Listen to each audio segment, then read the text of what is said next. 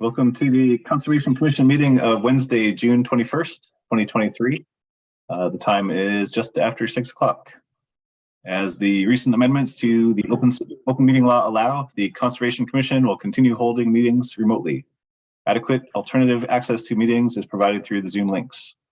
As usual, please continue to check the posted agendas or the city's calendar for the updated Zoom links and call-in information for each meeting.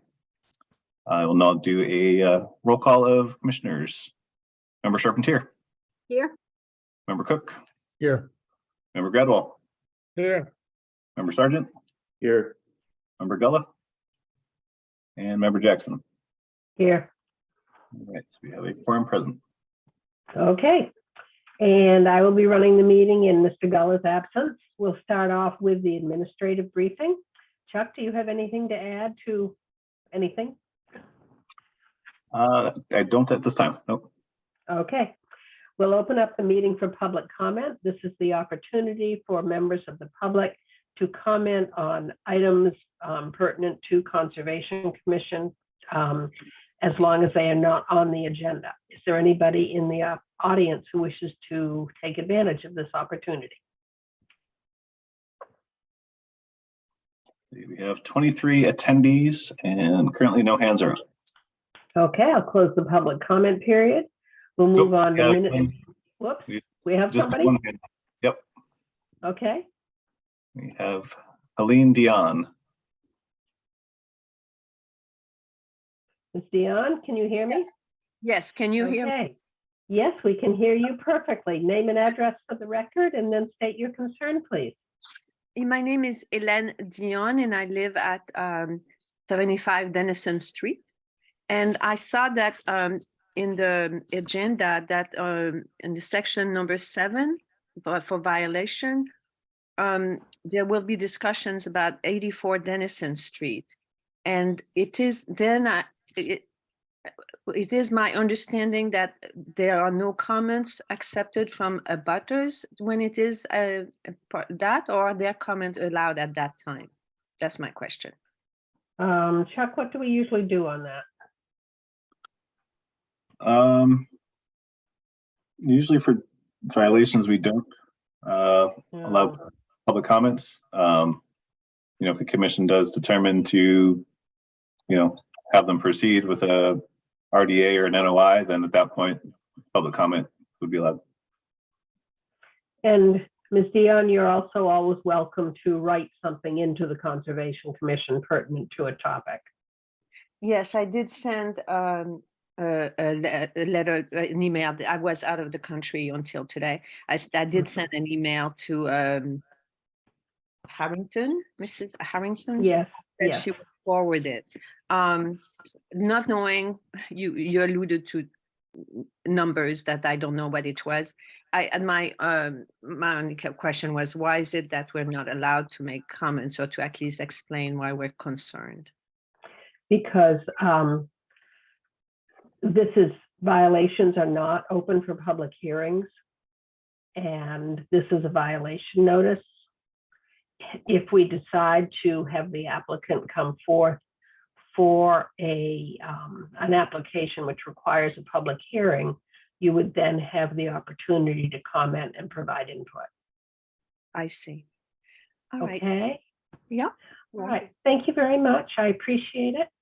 And thank you for contacting Ms. Harrington. Thank you. Bye-bye. Okay, bye-bye. Is there anybody else who wishes to comment? We have no other hands up this time.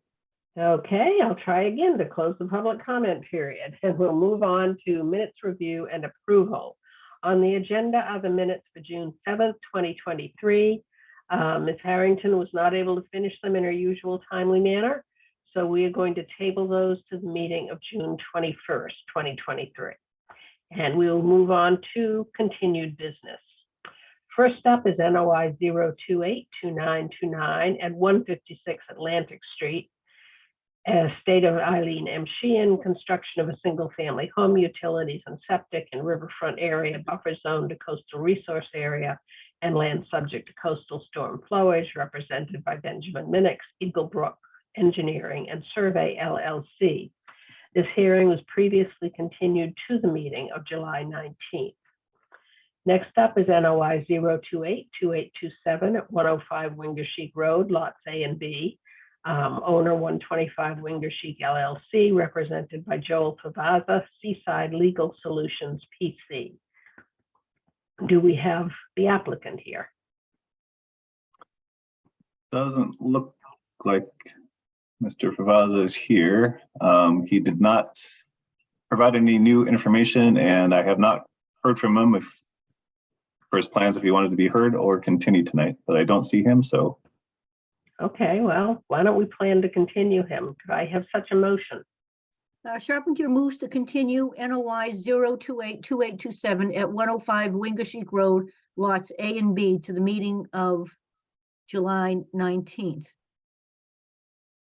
And Gradwell seconds. Roll call, Member Charpentier, Yes, Member Cook, Yes. Member Gradwell, Yes. Member Sargent, Yes. Member Jackson. Yes. Next up, NOI 0282884 at 284 Atlantic Road, owner Stephen Klaus, for construction of a retaining wall in existing yard and removal of a deteriorated fieldstone wall in Coastal Bank, Coastal Beach, and land subject to coastal storm flowage, represented by Garrett M. Tunison, Tunison Environmental Consultants, LLC.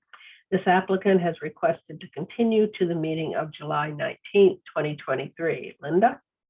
yep, Charpentier moves to continue NOI 0282884 at 284 Atlantic Road to the Conservation Commission meeting of July 19th. Gradwell seconds. Roll call, Member Charpentier, Yes, Member Cook, Yes. Member Gradwell, Yes. Member Sargent, Yes. and Member Jackson. Yes. Next, NOI 0282900 at 337 Concord Street, owner Jeffrey Roberts, construction of farm pond for irrigation and fire protection within buffer zone to bordering vegetated wetland and ACEC. Do we have a representative? Commissioner Cook is recusing from this. Okay. They have actually requested to withdraw without prejudice. Okay. Do I hear such a motion? yes. Charpentier moves to withdraw without prejudice NOI 0282900 at 337 Concord Street. And Gradwell seconds. Roll call, Member Charpentier, Yes, Member Cook, He's recused. Member Gradwell. Yes. Yes. Member Sargent, Yes. and Member Jackson. Yes. A grand total of 4 votes. Okay. Just a reminder, Mr. Cook, when you recuse, you need to turn off your camera. Yeah, I was going to do it until you said Okay, gotcha. Okay. there's no sense. Anyway, for the record, Commissioner Cook is back. Okay, thank you, Bill.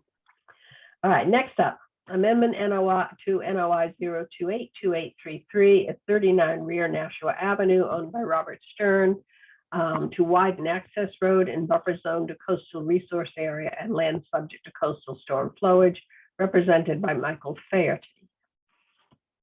And the applicant has requested to continue to a future meeting to be determined. Okay. So should we continue that to the 21st, July 19th, and then just keep going from there? makes Probably. sense. Okay. So we have a date. Charpentier moves to continue the amendment to NOI 0282833 at 39 Nashua Avenue to the meeting of July 19th. Gradwell seconds. Roll call, Member Charpentier, Yes, Member Cook, Yes, Member Gradwell, Yes. Member Sargent, Yes. and Member Jackson. Yes. Next, we have NOI 0282921 at 227 Atlantic Road, owned by Anthony Gagliardi, for installation of a 480-foot trench for utilities and bordering vegetated wetland, represented by Michael Seecamp, Seecamp Environmental Consulting, Inc. They also request to withdraw without prejudice. Linda? Yeah, Charpentier moves to withdraw without prejudice NOI 0282921 at 227 Atlantic Road. And Gradwell seconds. Roll call, Member Charpentier, Yes, Member Cook, Yes. Member Gradwell, Yes. Member Sergeant, Yes. Member Jackson. Yes. Okay. Next, we have NOI 0282927 at 11 Wingersheek Road, owned by 11 Wingersheek Road LLC, to raise and rebuild existing dwelling with associated utilities, paver driveway, and elevated boardwalk in coastal dune and land subject to coastal storm flowage, represented by John Judd, Gateway Consultants, Inc. Okay, we for have the Mr. record, Judd. Commissioner Cook has to withdraw from this one also. Okay, you're recusing? Yes. Yeah. Okay. Okay, thank you, Madam Chair, members of the commission. For the record, John Judd, engineer with Gateway Consultants, representing the applicant. Mr. Judd, before you move forward, Yep, just let me tell you that we only have 4 commissioners voting on your project. okay. Okay, I just want to let you know that.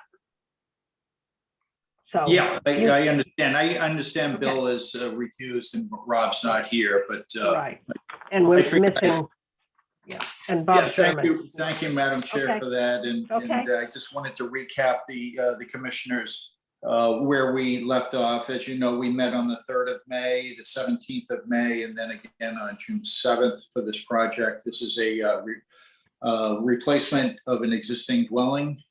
Thanks, Chuck. It looks like he's putting up the plan at 11 Wingersheek. This is a property that has frontage directly on Coffin's Beach. We do have an approved advanced treatment septic system to accommodate this new house rebuild. This plan was approved by the Board of Health, and we have made a couple of changes, several changes actually, since the last presentation. Specifically, we did get some comments back from DEP, and we did reduce the width of the boardwalk to 3 feet wide. That was recommended that that be reduced from 48 inches to 36, and to provide a removable aluminum stairway at the end at the scarp that would be taken out seasonally, and that would be installed 45 degrees to the surf, the approaching surf, as recommended by CZM and DEP.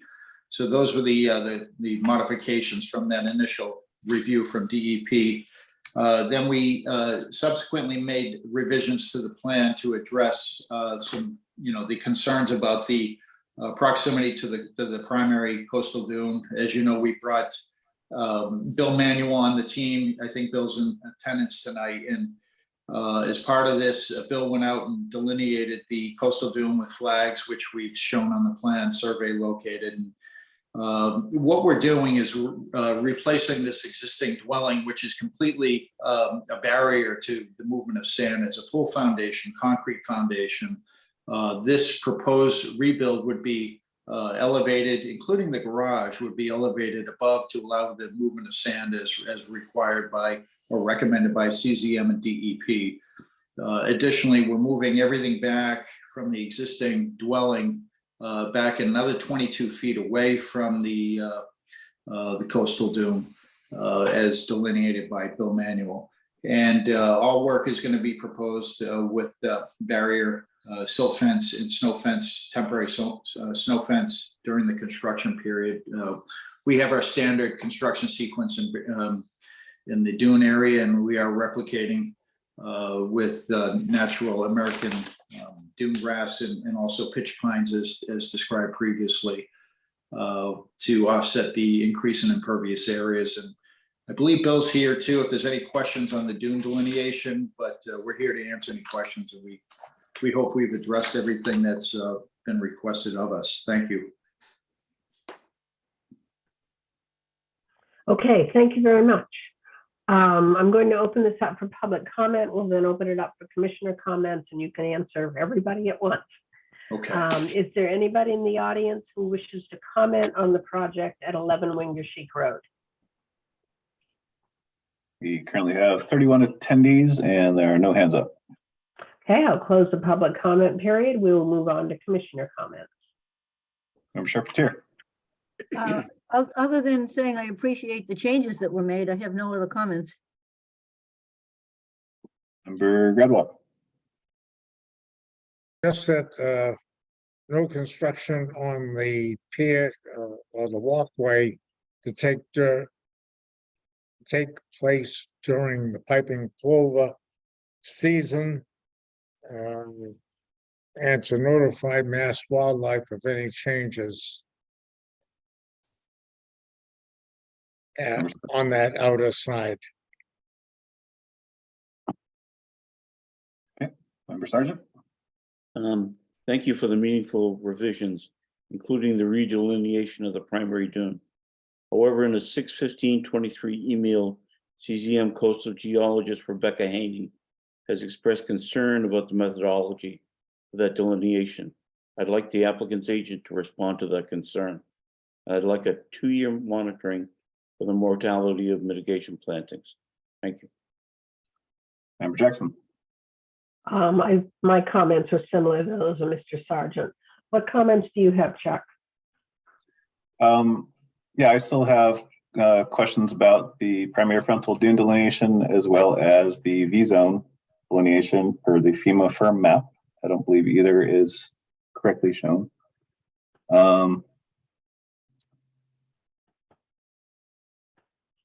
There's also questions about the clearance of the garage, which looks like it's like 17 feet or so. That probably needs to be 2 feet above those adjacent dunes, which are showing up at 18 feet. Because currently those dunes would not be allowed to migrate under the garage. I have some questions about the ramp and the stairs, if the stairs have risers, if the ramp is going to be graded so that it allows for sand and wind to move.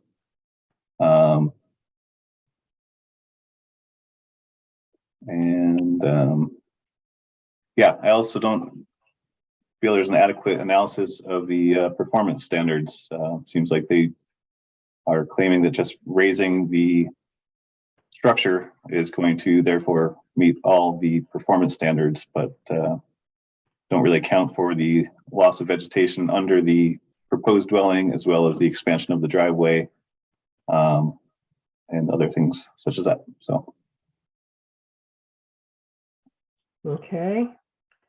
Mr. Judd. Okay, thank you. There's most of these I can address, and then I'm going to let Bill, if he's willing, to describe the coastal dune delineation. As far as the piping plover season, obviously there's no issue with that. No work be done during that migratory and nesting season. As far as the comments from Rebecca Haney, she had it was more of a question from what I saw in her comments as far as does the proposed dwelling, will it be elevated to be in conformance with the sand movement provisions of the performance standards for coastal dune, and obviously it is. We have the first floor proposed at 21.5. The existing grade down below on the existing grade right now is about 13.5. So we're significantly above that to allow for that movement of sand. As far as the garage, as Chuck points out or questions, the garage slab is proposed at elevation 17.5. The highest grade that we have underneath the garage is 15.39. And that range that goes down to 13.58. So we're going to have substantially more than 2 feet in most of this garage, and a minimum of 2 feet on the northerly side. I think what Chuck's referring to is there's a dune to the left of the garage that is pretty well vegetated right now, but I think that's the contour that he's referring to. When we're outside of that, we're below that with the existing grade. As far as the FEMA firm delineation, the flood insurance rate map delineation, we followed that as required using the current FEMA maps. So I'm not sure where that question comes from, but we can certainly modify it if needed, but again, we're moving everything back substantially from the existing structure. And as far as the stairs, there's going to be no rises proposed with that, and we would accept that condition of approval. We have implemented all the comments requested by 3 DEP reviewers, including Tyler Ferrick and as well as Jill Provincial, and as well as other comments from the commissioners. So, Bill, if you wouldn't mind jumping in, if you have any thoughts on the dune delineation and your methodology, that'd be great. Sure. Chuck, if you have at your disposal the existing conditions plan that had the profiles that we did and also had the cross-section views. So this is Bill Manuel from Wetlands and Land Management. I think everybody sitting on this panel has had decades of experience working out on Wingersheek Beach. The primary frontal dune at Wingersheek Beach is, it would be the first sheet of the plan set, I believe, would be the existing conditions. But one more, the one with the cross sections on it. While Chuck looks for that, I'll continue on. It's a classic ridge type dune. There are 2 sorts of dune formations. One is the classic ridge type dune where there's a scarp and a generally steep backshore face. And then there are what they call a mound type of primary frontal dune, which may not be as easy to discern where the toe of that primary dune is. Fortunately, on this particular lot, it's very clear because you can stand on the high point of the dune, basically along the beach edge, and look up and down the beach. You can see the distinct change in topography. You'd be standing on the high ridge. You can see the back slope of the dune, and it flattens out. And most houses along that beach, probably not by accident, but by experience, are landward of that easily discernible change in topography, where the primary dune flattens out and you have the flatter secondary or back dune areas. So the methodology that I used was consistent with coastal zone management in identifying the type of dune formation that we're dealing with. What I did was first go on the property, and to me it was pretty evident, pretty clear where the toe of the primary dune was. I marked that. I had John and his company survey locate that and plot it on a plan. And then I directed for Gateway to do some profiles and produce this cross section that we're now looking at.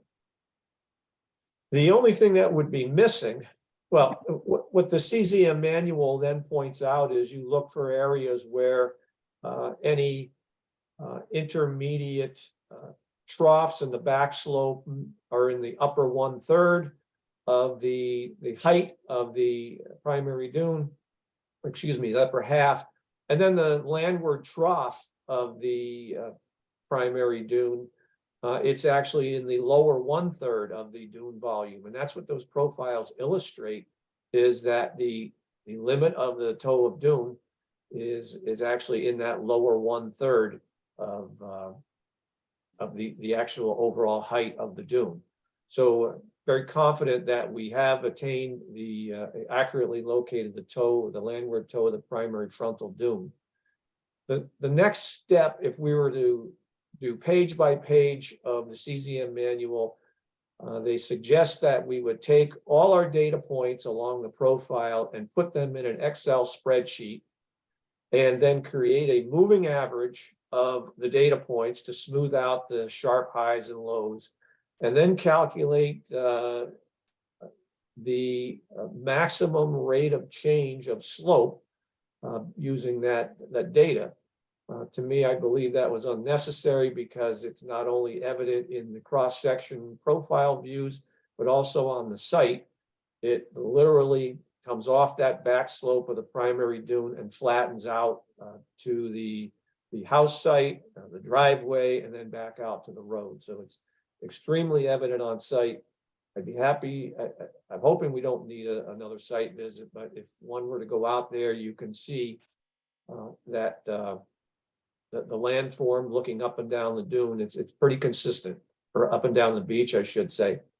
One thing I want to point out on section BB, where you see there's actually a small rise to the left on the plan, where I actually called the toe of the primary dune, and to the right of my delineation, the trough is actually lower. And what that is it's a blowout feature. And by doing the on-site review, that's discernible.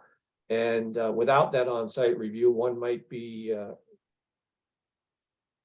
directed by this profile to move that toe of primary dune several feet towards the beach. And that's, by doing the ground truthing, once we did the profiles, then it's evident that we have to discount that little trough that's on the beach side of the line and, hold what I had actually demarcated as the toe of the primary dune. So I think the mathematical part of this is unnecessary just because it is so distinct on the property and frankly, up and down the beach within several of the adjacent lots. It's very clear in this part of the beach. So I'm hopeful that this will be acceptable for the commission.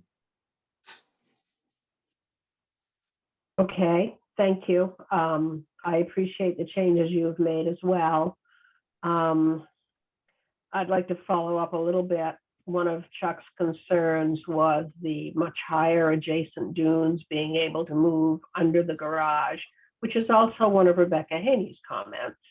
Are they proposing to have all of the new work sufficiently above grade so that the dune could migrate under the house garage, et cetera? And I'll let Chuck expand on that in a minute as well. I'm still not convinced. She's pretty clear in that on the FEMA flood maps for this site, the FEMA VE line, zone line, and the primary frontal dune line are coincident, as indicated in the coastal manual. The FEMA primary frontal dune delineations were done on a very broad scale and are not recommended for use on a site-specific basis. They need to do all of the delineation methodology steps and provide that for you and the commission to review. I would suggest if you don't want to do that, that you put that down in writing with your reasoning.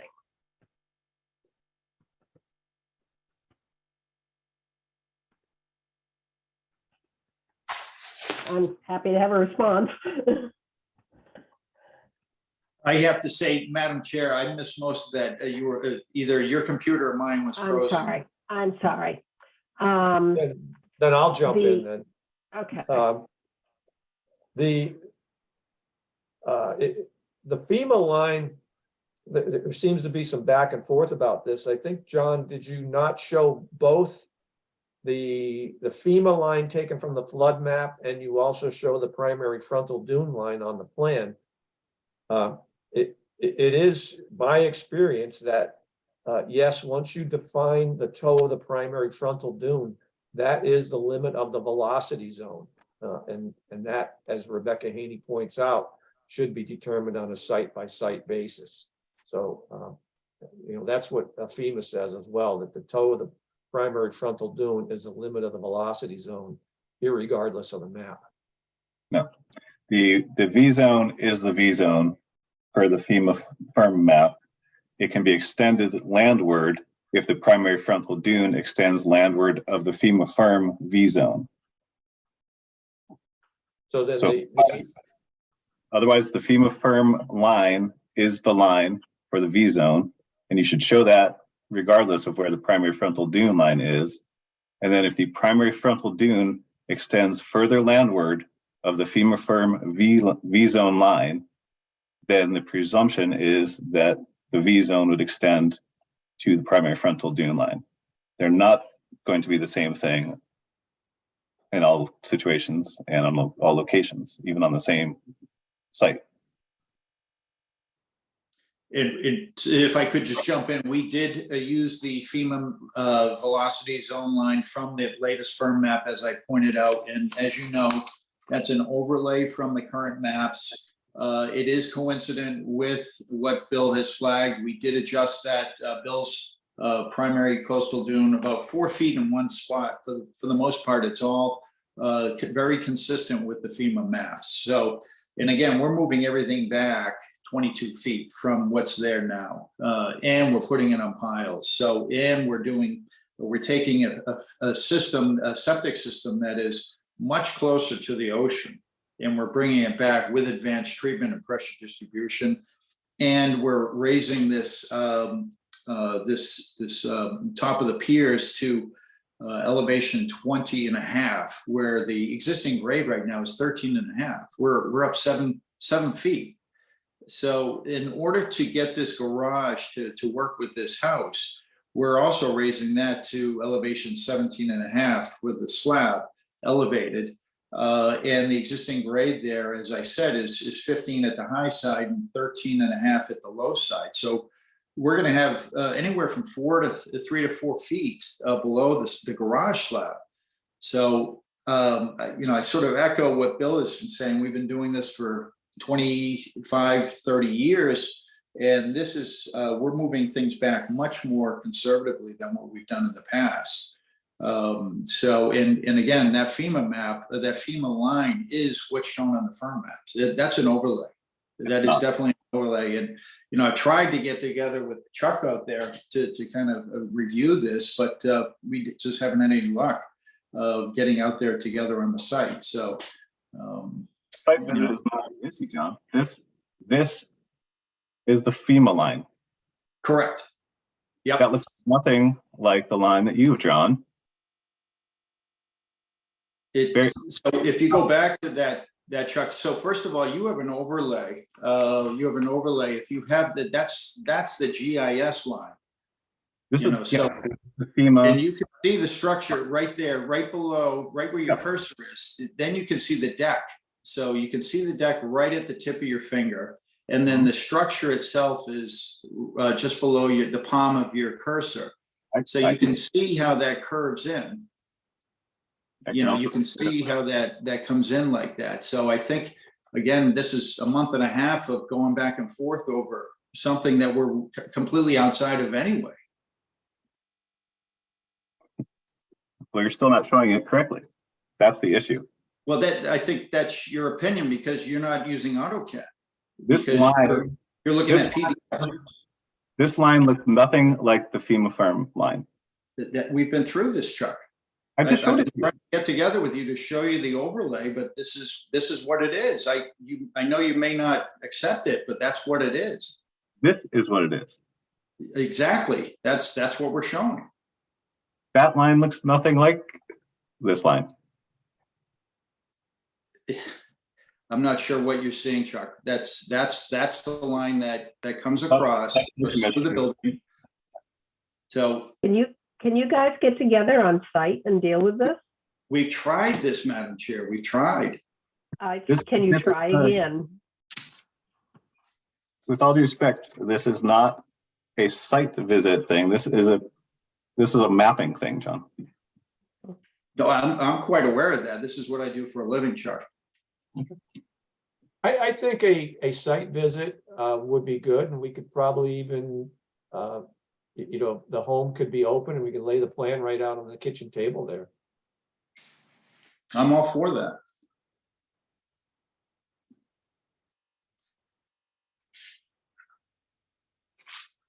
We have 3 in on this? Sure, yeah. Okay. All right. Then I think we need to continue this for clarity of that line, and see what we can come up with. If I could, Madam Chair, is there any other issues other than the FEMA line? So we can iron that out with Chuck. Is there anything else that we can address to appease the commissioners? I saw Barry might have his hand up, or Dave, or Linda.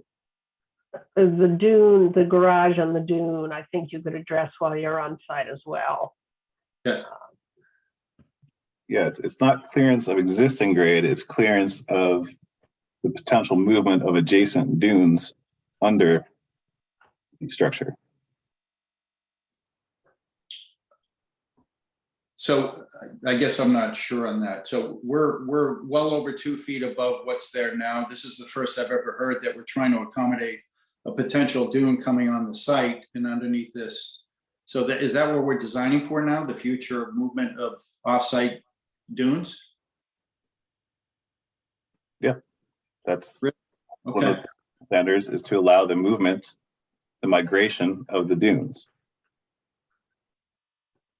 okay. It's the first I've ever heard of that. Okay. Do you think you can get all this done for the next meeting, July 19th? It's a month. I hope so, yeah. Okay. Then, unless there's anything further to be said tonight, I'll entertain a motion to continue 11 Wingershik Road to the meeting of July 19th. Carpentier moves to continue NOI 0282927 at 11 Wingershik Road to the Conservation Commission meeting of July 19th. And Gradwell seconds this. Roll call, member Charpentier, Yes, member Cook. Oh, all right, member Goodall, Yes, member Sargent, Yes, member Jackson. Yes. All right, thank you very much, guys. We do appreciate the changes you have made. Thank you. Okay, moving on, we have amendment 0282798 at, where are we? 31 Eastern Point Road, David and Deborah Schwartz, to include installation of a sport court, I guess is the phrasing, and plantings in buffer zone to coastal bank, represented by Joshua Zoll at GZA Geo Environmental Inc. For the record, Commissioner Cook has returned. Thank you. Do we have Mr. Zoll? He should be promoting now. All right, can everybody hear me and see me? We can. All right, excellent. Good evening, commission members. My name is Joshua Zoll, as you mentioned, with GZA Geo Environmental. I'm here on behalf of David and Deborah Schwartz of 31 Eastern Point Road. And thank you, Madam Chair, for making the clarification about the sport court. You're welcome. I appreciate that. So we were at the last commission hearing, and there were some questions that came up, and you guys also requested a site meeting. We met on site on Monday with member Cook and member Charpentier to discuss the project and look at the site in relation to where the proposed retaining wall and the proposed sport court is going to fall on the project site. We also submitted a follow-up letter with supplemental information and a revised plan showing some additional information. And if you'd like, I can just run through the questions real quick and our responses, if that's all right. Sure. So the first question was regarding the retaining wall and its close proximity to the resource area. When we met on site, I indicated that when we had done the initial survey, and you can see it on this plan, we came up with two separate coastal banks on the site. The first being at the top of the existing revetment, and then using DEP policy 92-1 for delineating coastal banks. We came up with a secondary coastal bank that ended at the top of the bank was just at the seaward portion of the pool patio. So that 100-foot buffer zone that's shown on the plan that goes right through the sport court is actually the 100-foot buffer zone from the upper coastal bank.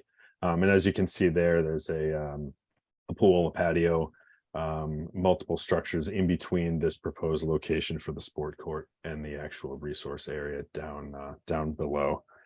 The second question was there vegetation where the retaining wall is going? And the answer to that is no. This whole section of the property was all just a manicured lawn. There wasn't any vegetation in this location.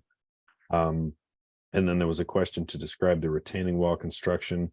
And the proposed project currently is to have precast concrete blocks in that area to build it's about 4 feet at the highest point, and then it tapers down landward and seaward to match up with the existing grade.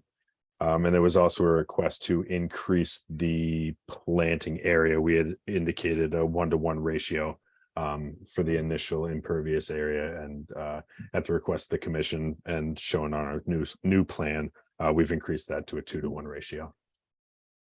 Which, yeah, Chuck, thank you. Okay, thank you very much. I'm going to open this up for public comment. Is there anyone in the audience who wishes to comment on the project at 31 Eastern Point Road? We have one hand up, Matthew Moynihan. Okay, name and address for the record, sir, and then tell us your comment. Good. Thank you, everyone. I appreciate it. My name is Matt Moynihan. I live at 2 Windward Point, direct abutter at 31 Eastern Point with Deborah and David. I am the house right next to the proposed complex. I'm literally feet away from the proposed project. And I wasn't able to make the last meeting. I have watched the last video recording, so I am caught up. I was unable to make the last meeting. I did not receive the notification in time to make it, so I apologize and thank you for your time tonight. I would like to state for the record that I am very pleased to have David and Deborah as my neighbors. They're good people. I like them personally. There's been meaningful work between the two properties over the years, one being a major renovation of their pool. I obviously did a renovation on my kitchen, so there's been no issues in mutual support for all the activity that's happened since David and Deborah moved in. So I have no personal issues whatsoever with them as neighbors. I do believe that this is, I strongly oppose the project, number one, and I am in support of making sure that there's a safe area for kids to play.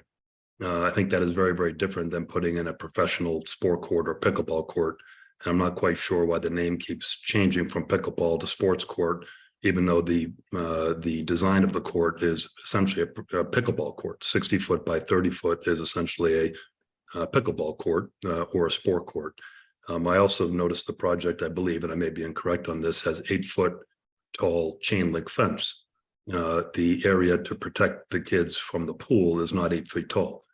And so it does feel like there's a pickleball court going in there, or at least some court that could accommodate pickleball. My challenges with this are severalfold. Some of the concerns may or may not fall under the jurisdiction of this committee.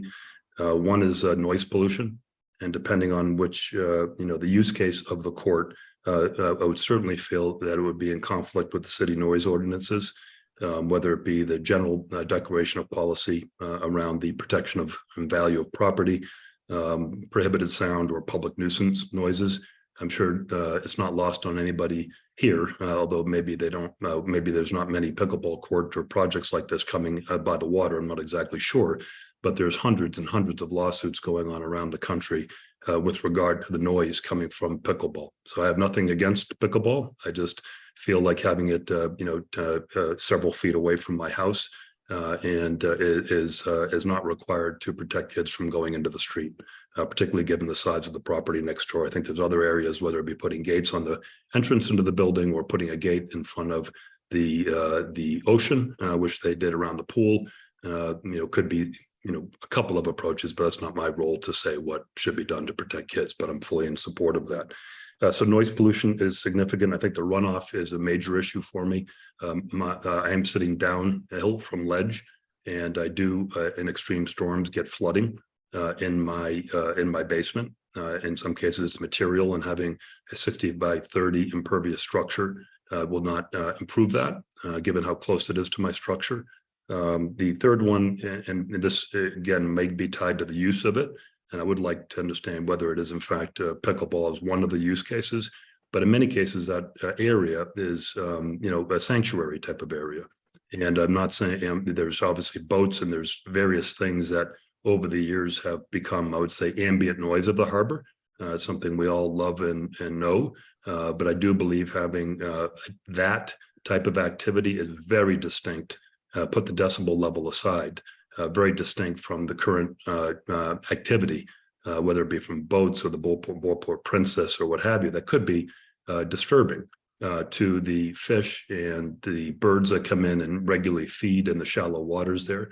Not even taking into account what the boats out there would hear. in the harbor, but that's not my particular issue. And so, for a full set of reasons here, I have serious concerns both to my own property from a noise and flooding perspective. And I don't believe putting in a sports court of a 60 by 30 nature with an 8-foot tall chain link fence is appropriate if their sole goal is to make sure kids don't run out into the street. And so, I appreciate the committee listening to me this evening. And again, I want to state again, I do like my neighbors very much. This just feels like it's a bigger issue than I think we're being addressed or giving credit to from an environmental and certainly from my perspective and the potential impact during storms, which are considerable in that area. But thank you for your consideration. Thank you very much, Mr. Monahan. Of your concerns, the one that is environmentally relevant to us is the runoff issue. And we're going to go through commissioner comments, and then the applicant will respond to your comment as well as ours at one time.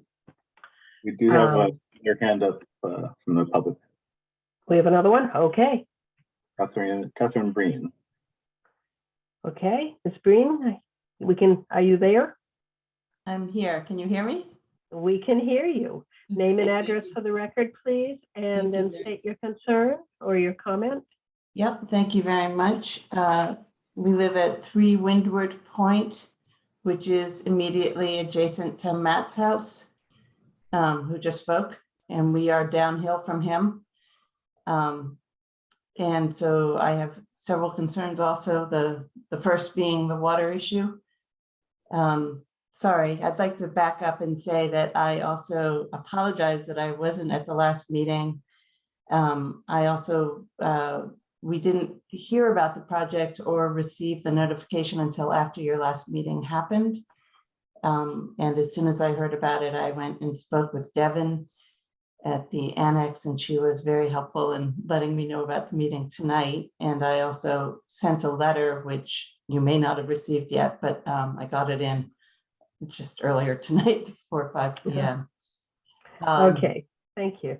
I do not have the pleasure of knowing David and Deborah, but I've heard only lovely things about them. So I would like to say that I would like to know them at some point in the future, and I hope my opposition to this project doesn't negatively affect an ability to have friends in the neighborhood and support each other. Our house is downhill from their house, and we already have flooding issues that happen just even from the main road, that the water comes down the main road and comes right down to our property. And I echo Matt's concern that putting another impervious surface in their backyard, it has a very strong potential to introduce a new pathway for the water to come down to our house. And it just in a time of global warming, when we're all worried about the storms getting worse, if we already have this problem, I just can't imagine having water coming from all sides. I'm also, our house is right on the corner of Wanson Cove, which is a bit of a bird refuge. And I don't know if there are any studies on the impact to the migratory birds or the residential birds, but that would be a shame. The noise on the water carries very far. When it's a calm day, you can hear things, and from very far away, we hear noises from Rocky Neck all the way over to us very easily. So there's no doubt in my mind that this would be a loud sound that people would hear out on the water and in our house. My primary concern is for me and my family. We've lived in this house for over 30 years. I think we've had 7 generations in Gloucester. We go back a long time. I had a mild traumatic brain injury in 2012. I've actually had several brain injuries. My husband had a stroke and has multiple concussion challenges, and both our kids have had concussions, and they also both have a genetic condition where they don't have good auditory processing. So they've both had they have therapy to help them sort and process sounds. My youngest child wears headphones whenever we go out in public, noise canceling headphones. I can't imagine having this right next to our house. These sounds would just, I just can't even describe. We all manage chronic pain also, and we're there for the calm and the quiet and the beauty of the area. It just doesn't feel like an appropriate use. And as Matt said, the reason they're doing it, I applaud. I love the idea of grandkids coming to visit and having recreational fun. It's the way I came to Gloucester. But there are ways to do it that don't disturb the neighborhood. And this doesn't feel right on a lot of different levels. Okay, Thank you for listening to me. that's okay. Thank you very much. I appreciate your comments. Chuck, do we have anyone else? We have Warren. Oh, looks like his hand just went down. Oh, there's Warren again.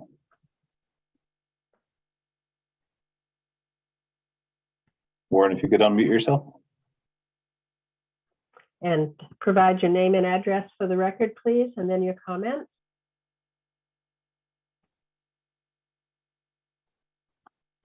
Warren?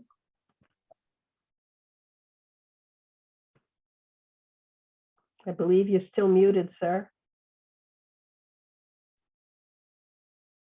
Sorry about that. Is that better? That's okay. Yes, we can hear you now. Oh, Name and I'm sorry. address for the record, please. That's okay. My name is Warren Randlett. I live at 1 Windward Point, immediately behind Matthew Moynihan and adjacent to the property in question on the other side of the stone wall that separates all our properties. And my primary concern is sound. And this area here, with all the water around, is incredibly noisy in the summertime, as it is, with cigarette boats tearing out of the harbor and all the other activity that goes on the water.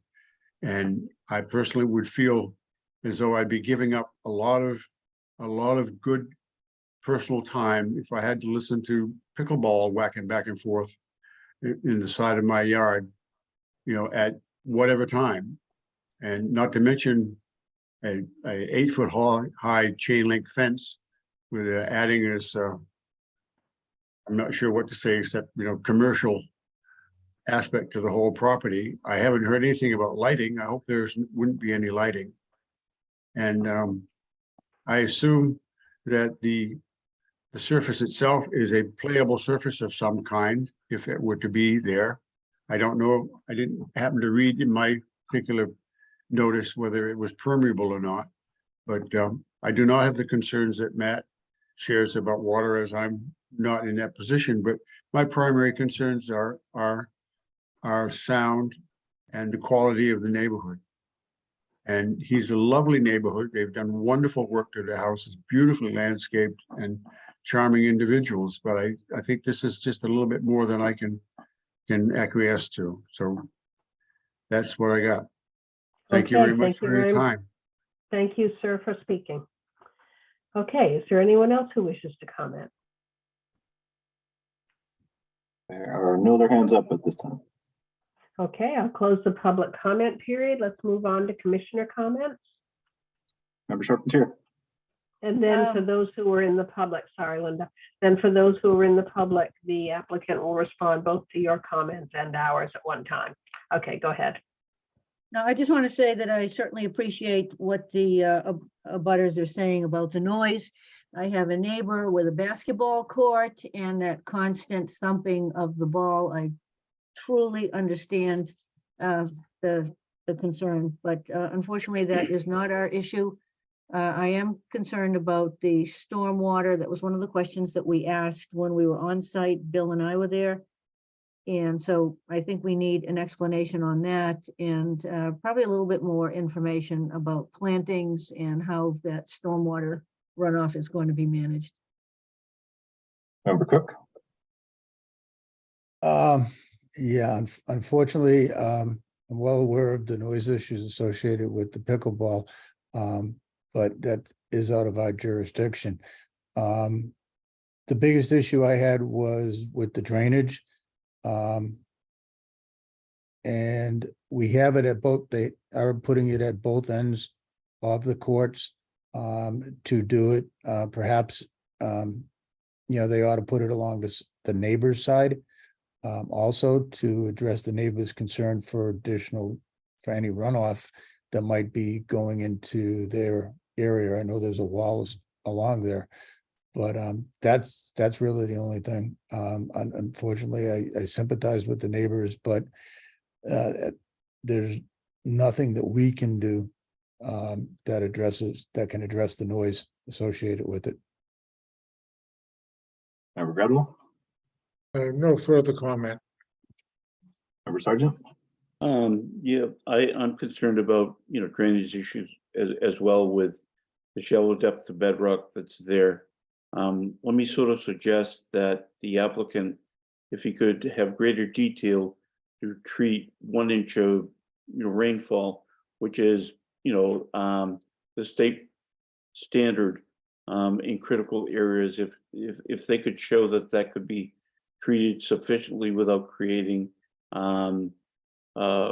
impurities from entering the resource area or creating flooding issues.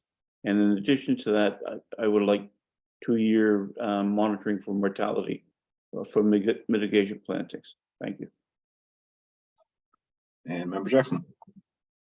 Yes, I do want to let the abutters know that there are other avenues in the city, even though there are issues that we cannot address.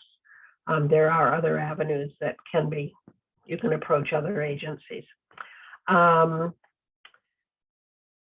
am not as concerned about the runoff because I believe the applicant said the surface was permeable, but I appreciate Mr. Cook's comments. I think additional drainage on the neighbor's side might be an advisable thing to do. And I am curious about lighting in the evening because that would be disruptive to wildlife, I think, bright lighting. I'm not sure how much of that falls under us, but I think it does. Otherwise, I have no further comments. Would the applicant like to respond?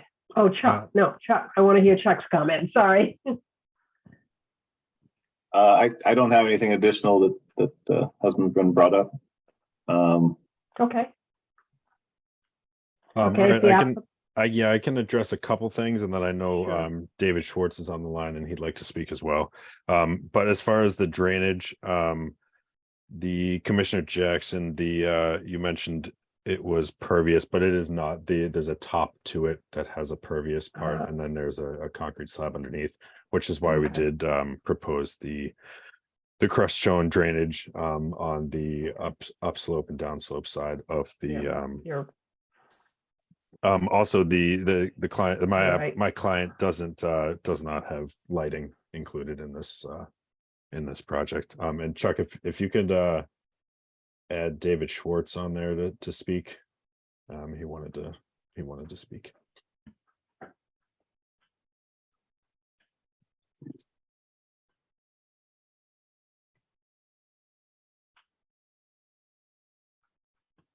Did he call in? There's one. I believe. Not seeing his name here.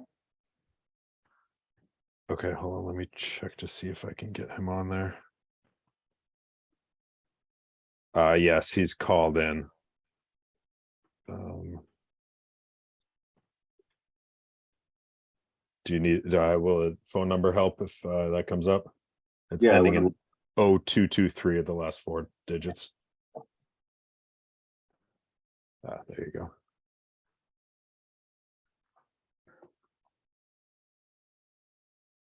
Good evening. Can you hear me? Yes, we Yes. can, Mr. Schwartz.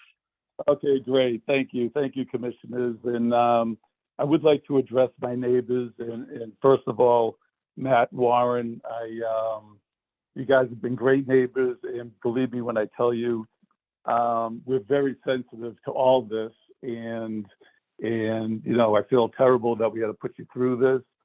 I'm sorry, I forgot your name down the other end, but again, we understand. Let me just take a step back. This all started after after we rebuilt the seawall. So this just came out of nowhere. And as we're putting our yard back together, there was this area that we thought was level and something that maybe we could do better use of it. So that's how this all started. So, when we did go for the permitting, and I don't even know if this is really permitting, talking to the commissioner about, the conservation, this was a continuation of the seawall. And I think, and Josh, correct me if I'm wrong, this was more to see what we could do. We maximized everything, whether it was the length, the width, even an 8-foot fence. I don't want an 8-foot fence in my yard. But again, we felt, or at least maybe I misinterpreted it, but by asking for maybe the max, then when we do finally bring someone in to lay it out properly, we would know what we could do and what we can't do. But let me tell you, again, I think, maybe you don't know us well enough, but just know that we don't want to hurt our relationships. We don't want to disrupt anything, but more importantly, we want to coexist. And, we've had great relationships. Matt, listen, you're a great guy, and I don't want anything to come between us. And I wouldn't let this come between us. And again, I'm sensitive to the neighbors and the community, so just know that. But again, when we started all this, it all came off of the seawall, which was finished maybe 4 to 6 weeks ago. As they're pulling out of the yard and they're putting down the sod, I said, hey, before you lay down and put down sprinklers and resod this, maybe we could do something. And again, that's something, came to mind was the sport court. The pickleball, I don't know, that took a life of its own. The sport court is a multi-use court. There's basketball, badminton, they can rollerblade. Yes, you could play pickleball on it, but again, it's a portable net that you roll on. If we chose that, but again, you would choose the sport. But again, talking about the kids, yes, we would love a safe area for the kids. But again, right now, that's the area that just kind of stands out, and that's where it just seemed like the logical place. We do understand, the noise, and definitely we wouldn't do lights. And again, pickleball, if we say we're not, it's for some reason that took a life on its own, and somehow it even made it onto the meeting notices where it said pickleball, and nowhere did I ever say it was pickleball. It's a sport court, and that has multiple uses. So that's where we are today. And again, I'm not sure of what we could do with that space. We would bring in the sport court person. Again, I don't want to make it more than it is, but again, it's really as simple as that. So, I know, it just kind of took on a life of its own, but it's really, really simple as that. Josh, does that kind of sum it up? Yeah, that sums it up. We went with the best possible scenario and the area that presented itself after the contractor was pulling out from the shoreline work. And this is kind of what the plans that Josh submitted. That's not like a working sport court plan. That's just to finish off part of the wall. So again, whether we go through with it, I don't know where we stand. But again, if pickleball is that going to be that, divisive, then it's not that important to us, believe me. And it's not going to be a professional pickleball court. It's going to be, it's like it's going to be right. My wife's beside me. She's reminding me, they said they could do a badminton or volleyball, whatever. But again, I know that's noise, but again, it's not, 20 minutes, the kids run around, or, maybe a couple buddies come up, but it's not like we're running a camp or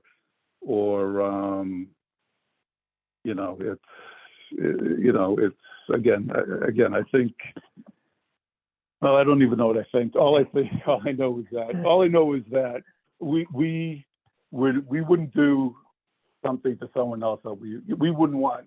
We understand fully, and again, we are very sensitive to what people are saying. So we get it, and again, I'm not sure where we go from here, but again, I think this all started. We just want to know what our options are.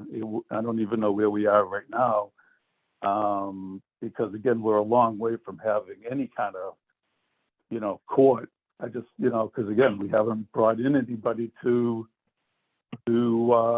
even tell us what our capabilities are, what our options are. Well, let me give you some direction, or let us give you some direction on this. We appreciate your explanation. I think you need to iron out these issues with your neighbors. This is not a Conservation Commission issue. There are Conservation Commission issues before us, but the dislike of pickleball, which none of us can really object to, is not one that we can resolve. We made a couple of suggestions in terms of adding drainage and demonstrating in a written report that the drainage system will accommodate an inch of rainfall, which is kind of a common standard, to avoid flooding on your neighbor's sides. Is that something that would be considered? Yeah, that's something we could work with. Okay. Absolutely. Okay. Is there anything else, commissioners, that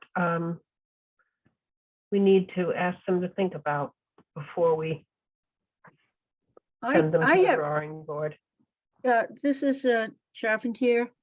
I'm not even sure what we're going to be voting on here. I mean, usually when a project comes before us, the owner of or the applicant intends to do something, and that's what we're voting on. I don't know what we're voting on here, because maybe they're going to do it, maybe they're not going to do it, maybe maybe they're going to have a fence, maybe they're not going to have a fence. So I'm confused as to what we're actually going to be voting on here after Mr. Schwartz's explanation. We will need specifications prior to voting on this. Sure, understood. And David, I'm going to just say I suggest we continue, and then we can work out some details with your neighbors, and I can work on the stormwater issues, and we can come back to a conclusion of a project that we're going to put forth, and that's going to be the project. I know when we had talked initially, we were thinking we would go with this scenario, but the more we discuss this project, and it seems with the neighbor, your neighbors, we might want to revisit this. Okay. Our next meeting is July 19th. Because normally we have 2 a month, but we don't in July. Is that sufficient time, or would you like to continue for longer than that? Can we get on the agenda for that one? I Sure. think that should be sufficient time. Sure. Okay. Linda, would you like to take it from here? Yeah, Charpentier moves to continue amendment 0282798 at 31 Eastern Point Road to the commission meeting of July 19th. And Gradwell seconds. Roll call, member Charpentier. Yes. Member Cook. Yes. Gradwell. Member Gradwell. Yes. Member Sargent. Yes. And Member Johnson. Yes. Okay, thank you very much, sir. Thank you, commissioners. Have a You're nice evening. welcome. You too. All right, next up, we have NOI 0282930 at 289 Rear Concord Street, Kyle and Chloe Schwanschant for demolition and construction of boathouse and riverfront area buffer zone to ACEC and land subject to coastal storm flowage, represented by Bill Manuel, Wetlands and Land Management, Inc.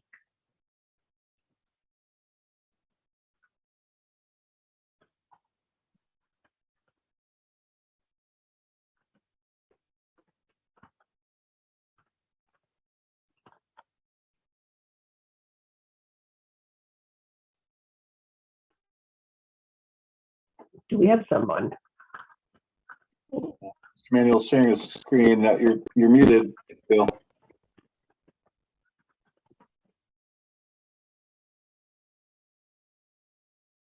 Such a rookie mistake. Let's try that screen share again. Okay. Chuck, what's this is a happening plan- here? Did we lose Chuck? Nope, I'm here. All right. We were discussing this plan 2 weeks ago. It is at 289 Rear Bill? Concord Street, which is land about 1,000 feet back from Concord Street. All right, we've got Chuck There is- back. There is this current structure. It is affectionately known as the boathouse, although it is not for boats. It is for retreat activity, if you will. It's a structure that has no power, no water to it, but it has doors and roofs, and it's basically a little cottage. It happens to be located in the flood zone, and the applicants were working with Charles Nazarian. He's his sort of specialty these days is coming up with resilient and sustainable designs, and having forethought to try to get ahead of the sea level change and climate change. And so here's an opportunity where this structure definitely needs work. And here's an opportunity to move it out of harm's way, out of the flood zone, and put it nearby so that the owners still get the benefit of the beautiful location, the beautiful setting. But it is perched up on a chunk of rock here, which will then get it well above the not only the current flood zone, but what the city is looking at now, a 2.5 foot rise, sea level rise, even beyond the current flood zone. So we're well up here, up around elevation 18, which is a good 9 feet higher than it is presently located. It's basically rock where we're talking about the structure. There's a lot of catbrier that's up there. We've located the trees that are around this structure, and it would be accessed by the existing 2-track road. Some places it's 2-track, other places like really across here, it's just the grassy field that's in this location. There's not necessarily 2 tracks recognizable, but it is a low impact access, low impact use for a workshop, artist shop, just relaxing, maybe some overnight camping, if you will. You asked me to take a look at the trees. I said we were going to remove 7 trees, and I told you that 2 of them were actually in the footprint of the structure, and the remaining 5 were for maintaining the vista. And Kyle told me he nearly leaped out of his chair and was trying to be recognized, and for whatever reason, he was not able to be recognized and correct me last week. These are not being proposed for maintaining a vista, but these are within 7 to 10 feet of the new structure. And he didn't want to invest this money and time to then have these trees 7 to 10 feet away, which could, being shallow rooted on bedrock, possibly fall on his new house. So they're not for vista or anything like that. They're more for the stability of the home. not the home, but the new affectionately known boathouse. We did convene a meeting the day after, and this tree here, we have decided it's far enough away. We feel that with its location, the way it's sort of growing, that it's probably not likely to fall on the structure in a wind event. So we're down to 6 trees. 2 are within the structure and 4 are very close. So now I've given you a revised plan, and I'm going to switch over to that. There's not as much color on this revised plan. But you asked me for specificity on what trees can stay, what are the species that are being removed, and you wanted more specificity on the location of the replacement trees and some plant specificity for the revegetation of the current structure location. So these are the 6 trees that will be removed, and this is the one that will be saved. We've labeled that on the plan. And on over here, we have the tree information of those to be removed. There are 5 red oaks and 1 is a shagbark hickory. One of the red oaks is highly diseased. Much of the crown is already dead, and only the lower branches are showing any leaf growth this year. As far as tree replacement, I told you in the very beginning that we want to remove the structure. We're going to do it all by hand, take out any remnants that was ever there, and then revegetate this current footprint. And so what we propose in this area is a mix of 6 of the replacement trees. We're going to give you 14 total. The original number I told you was 7 removal, 2 to 1 would be 14. We're saving 1, we're really down to 6, but we're still going to give you 14 trees as replacement.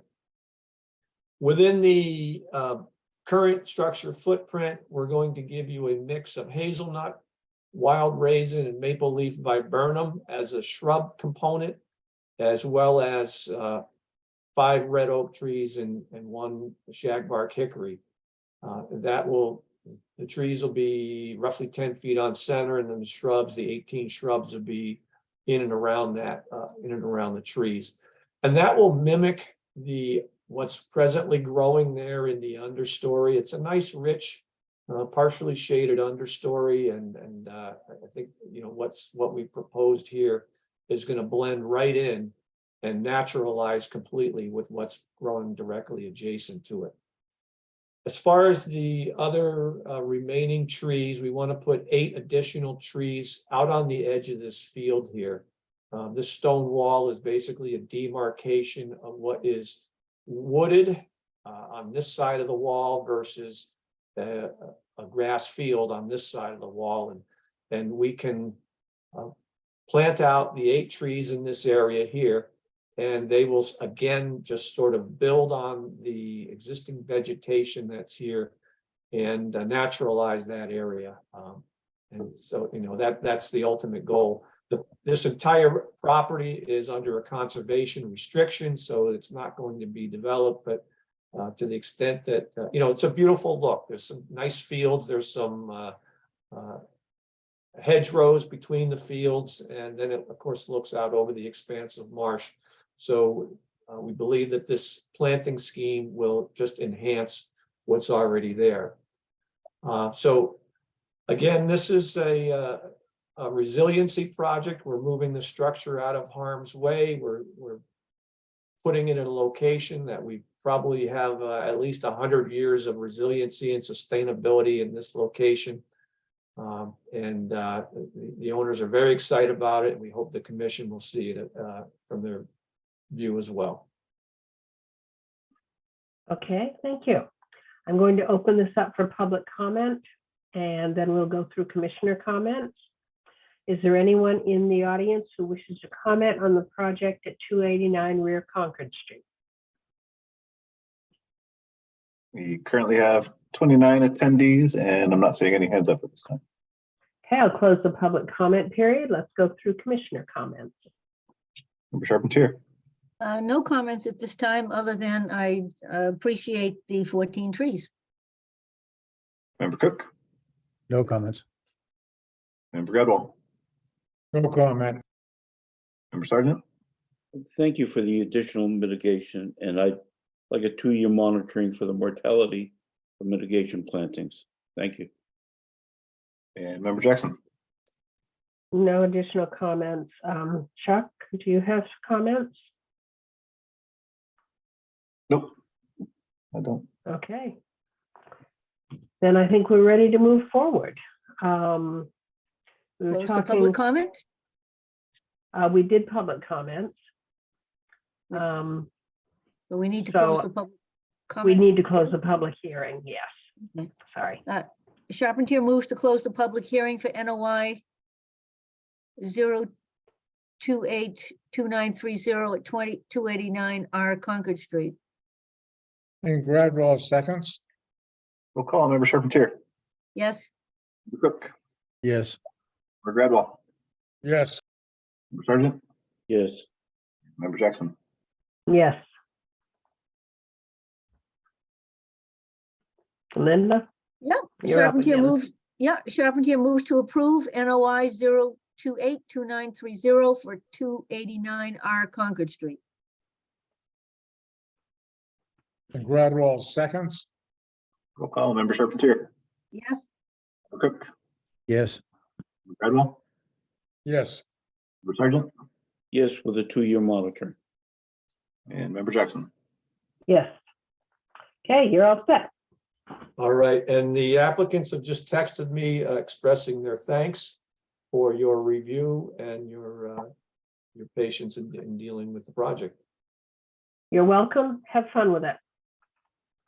Okay. Next up is NOI 0282934 at 5 Grapevine Road, which I believe, Chuck, you said more properly belongs under new applications, new business. Yes, So we have will- heard it yet, so it.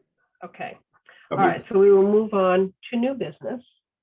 And with NOI 0282934 at 5 Grapevine Road, owned by Susan Ward, to raise a single-family home patio and shed, rebuild single-family home, porch and carport in buffer zone to bordering vegetated wetlands, represented by John Judd, Gateway Consultants.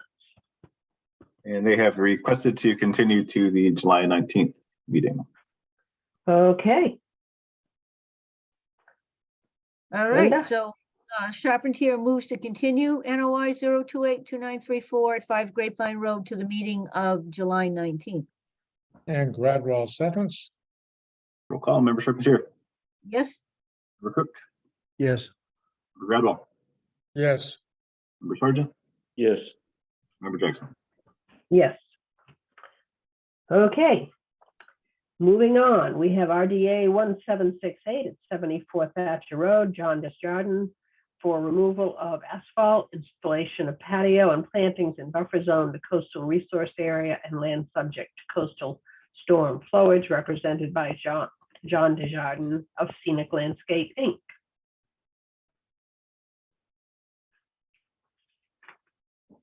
You should be promoting now.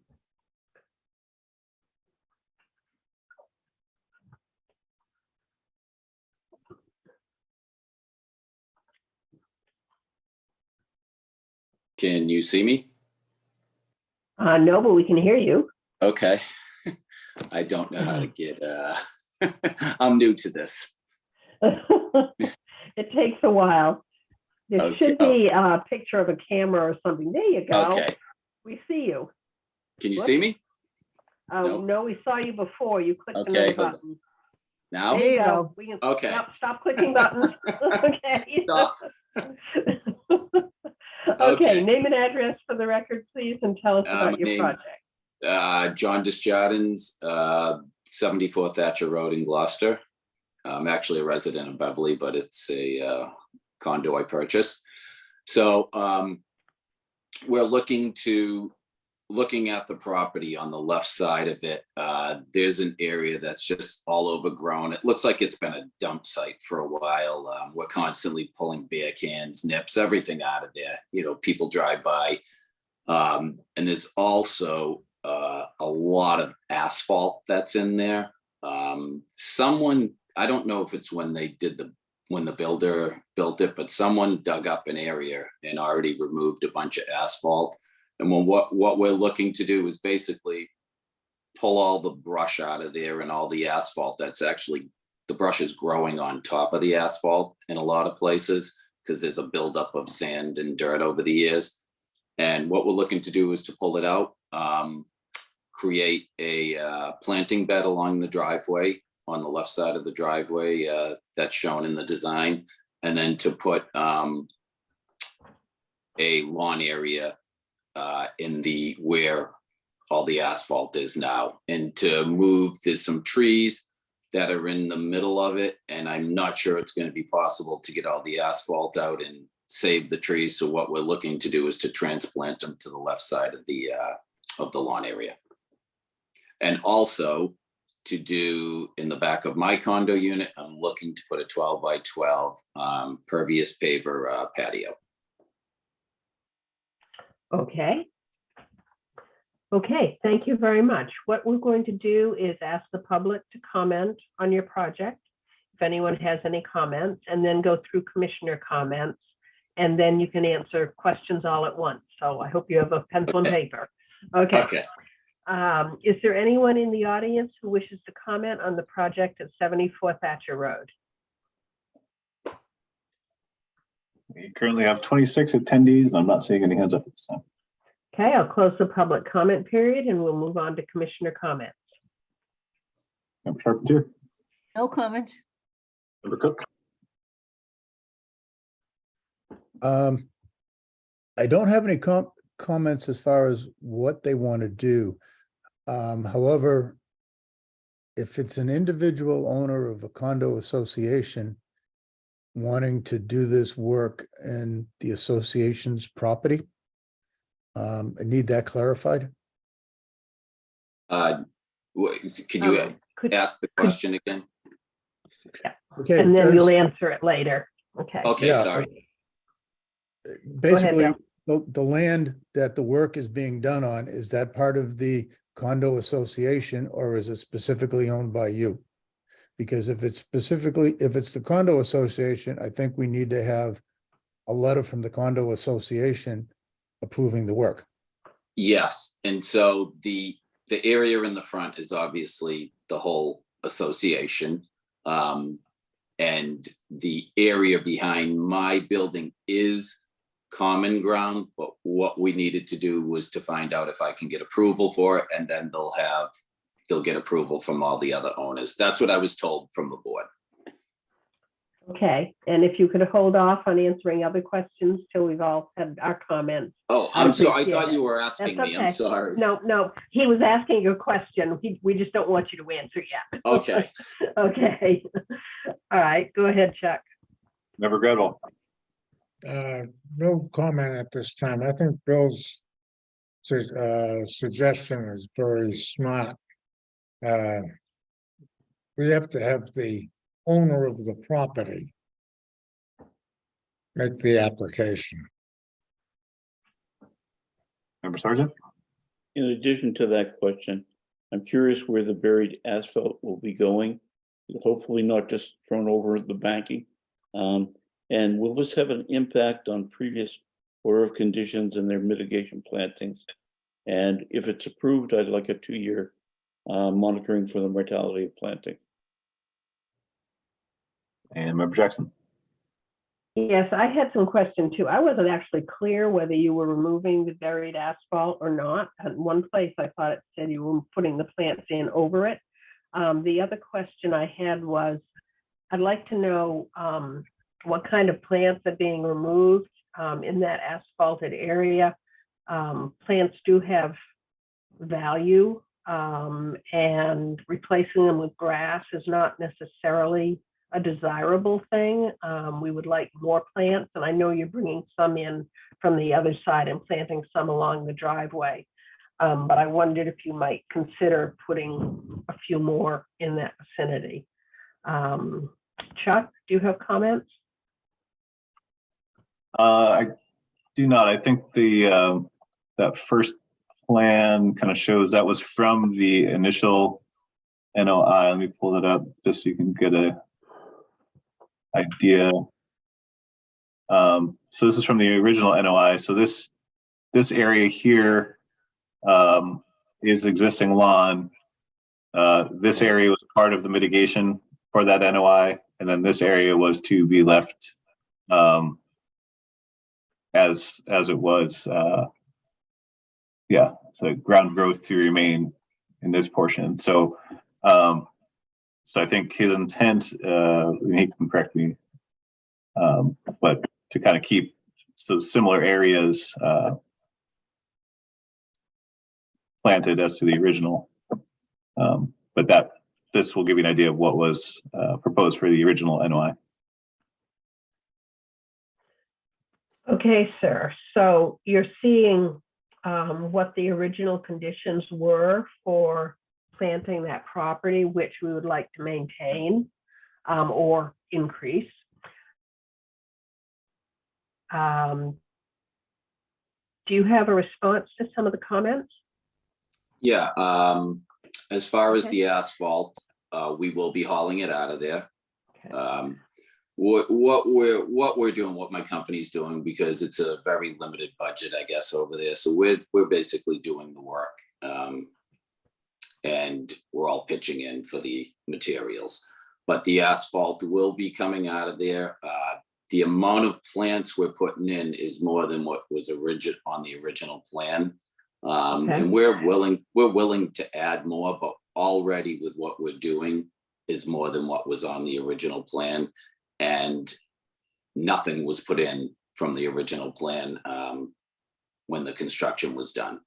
There's nothing there now. A few homeowners added a couple grasses right along the edge of the driveway, but as of what is there now that was supposed to be put in, nothing's there. So it looks to me like we're putting in much more, and we're willing to put in more plants if needed. Okay, thank you. And all these plants should be native plants. Okay. Okay, yep. Chuck, is there an outstanding certificate of compliance on this property? It has already received a certificate of compliance. It has, okay. Yeah, well, if you could use the original order of conditions as a guideline for the planting, that would be helpful. Can you just explain what you mean by that? Yes, the plan that Mr. Shade showed, and it's in the files at the Conservation Commission office, and it may be in the condo association as well. Chuck, can you show that plan again?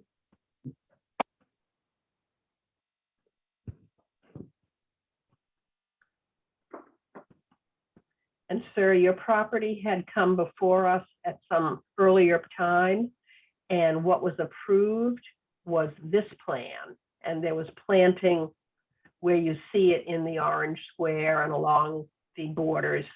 And that should be used as a guideline for the planting currently that you're planning. Okay. So Chuck, can you just help me out with this? Is that plan, that's the one we're looking at right now, is the area that we're proposing in that? Yeah, so this area is what you show in your plan. Right. So I guess, correct me if I'm wrong, Member Jackson, you want to make sure that the area that's being planted will be the same as what was proposed? It roughly, it doesn't have to be perfect, but you know, the amount needs to be, I think, similar and similar in concept. Okay. So, I'm sorry, go ahead. Yeah, so I guess just to make sure that the area being planted is going to be similar to, what is shown, in this plan. So with that, I see that plan. So where we have plants on our plan, a lot of them are on the right side. Is that similar enough? Or do you want more plants in there? As long as you have plants equivalent to the amount shown on the original plan, I think that would be nice. Okay, yeah, and I believe we have more than what's on the original plan Okay. now. All right, then I'm okay. Okay, then the native plants is a condition, then the 2-year monitoring of the native plants, and the asphalt is being removed. Then I think we're all set here, unless anybody else has any further comments. So we can't release the order of conditions until subject to Yeah, receipt of the letter. Till Chuck can get the letter from the condo association granting the approval. yeah, thank you, Bill. And he can release the order of conditions. Okay. That makes sense to you, sir? Yes, and you want the letter for just the patio in the back, or are you talking about for the work in the front too, the plantings? I think, yeah, all of it. Oh, Anything okay, that you yeah, don't- yeah, yeah. it's the association that wants, yeah, okay, they want the Okay. work in the front done. Yes, Yeah, I'll get anything you that you a, don't personally own. I don't own any of it personally. There you go. All right. Okay, so Okay. I'll get a letter to you then. Okay, that would be appreciated. Just bring it into the office or give it to Mr. Shade. Okay, Okay? okay. All right. Then Linda, this is an RDA. And are we continuing this? Oh, I guess we have, Yes. Chuck, how we do you have- feel about, yeah, can we do this without and not release it until he has the order? Or would you be more comfortable if we continued it? Chuck? Oh, I'm comfortable. Sorry. Yeah, I mean, yeah, that we, do you understand, John, that we won't issue the RDA until we have the letter saying that you have. Yes, Okay. Yeah. yes, absolutely. All right. Okay, then let's go ahead and let's get this off the agenda. So Charpentier moves for a negative determination of RDA 1768 at 74 Thatcher Road with the aforementioned conditions of native plantings, 2-year monitoring, and a letter from the condo association approving this work. Gradwell seconds. We'll call Member Charpentier. Yes, Member Cook. Yes.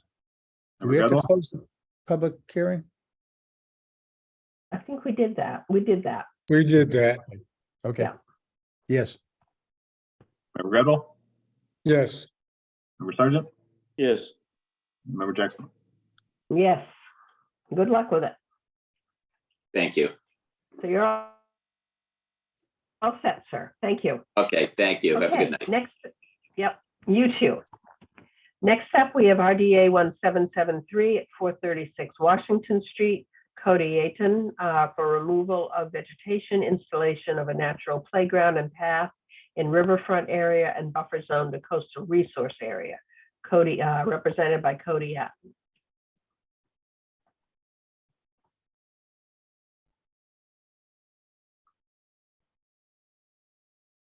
I'm not seeing Cody listed here.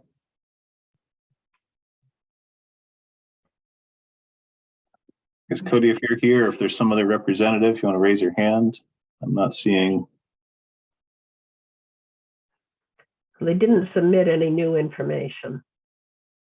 Yeah, we weren't necessarily waiting on the information from them. They just Okay. didn't the last meeting. So Oh, that's right. Yeah. Yeah, he confused his dates, didn't he? Okay.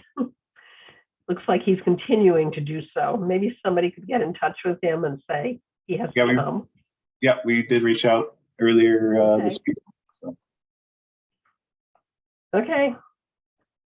yes. Did We're he gonna continue? indicate that he was coming? We had sent him stuff yesterday, but we hadn't heard back from him. Okay. Well, why don't we continue it? And we can table it or we can continue it, but I'm not sure that he's coming. well, why don't we, given the agenda that we have, why don't we continue this? Yeah, Okay. go for Charpentier it, moves- Linda. Yeah, Charpentier moves to continue RDA 1773 436 Washington Street to the meeting of July 19th, which we will have to start at probably 4 o'clock in the afternoon. Gladwell seconds. Roll call, member Charpentier, Yes, member Cook, yes, member Gradwell, Yes, member Sergeant, Yes, member Jackson. Yes. Next up, RDA 1775, 636 rear Washington Street. Daniel Glazer, replacement of an existing retaining wall and work on patio and buffer zone to coastal resource area and riverfront area. Daniel Glazer representing.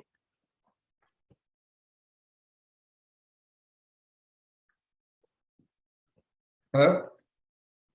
Hello, Mr. Glazer, name and address for the record and Hello. a description of the project. Okay, I'm Dan Glazer, 636 Rear Washington in Gloucester. Basically, we're replacing a retaining wall in the upper area. You know, the house basically sits on a hill. We're replacing the retaining wall up front. And then in the bottom area, there's a paver patio, flagstone paver patio. And we are removing that and just want to plant grass. Okay. Okay, thank you. What we're going to do is ask the public if they have any comments, and then we're going to go through all the commissioners for comments. And then you can answer everything at one time after everyone has spoken, okay? All righty. All right, I'll open this up for public comment. Is there anyone in the audience who wishes to comment on the project at 636 rear Washington Street? Currently have 22 attendees and I'm not seeing any hands up. Okay, I'll close the public comment period and we'll go through commissioner comments. Member Charpentier, no questions. member Cook, no comments. member Gradwell, no comments. member Sergeant, no comment. and member Jackson. I had a couple of questions. Are you going to maintain the same kind of construction on the retaining wall? Will there be any shrubs in the landscape area? And what's happening to the tree near the retaining wall, if anything? Okay, the tree in the retaining wall is staying. We're going to build the retaining wall. Good. Yeah, we're not taking down anything. And in terms of, what was the first part of it? I'm sorry. Is the wall going to be constructed in place and with similar construction? Yes. Yes, Yes. okay. Okay, and are you doing any planting? You don't actually have to, but are you?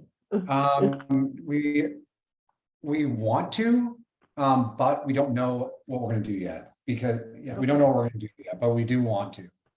Okay, okay, If we do, we have we know, well, first off, I'd like to say that Devin from your department has been very helpful in getting the list and helping me with the application, so I really appreciate that. But I do have a list from, I believe Devin is from her.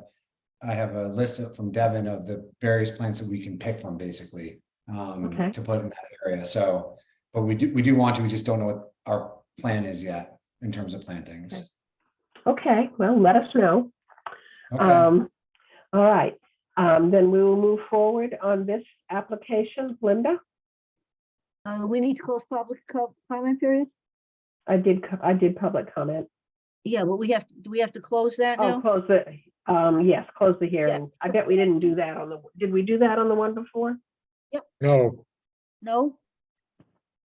Well, okay, we'll figure that one out in a minute. Yep. Okay, Charpentier move to close the public hearing.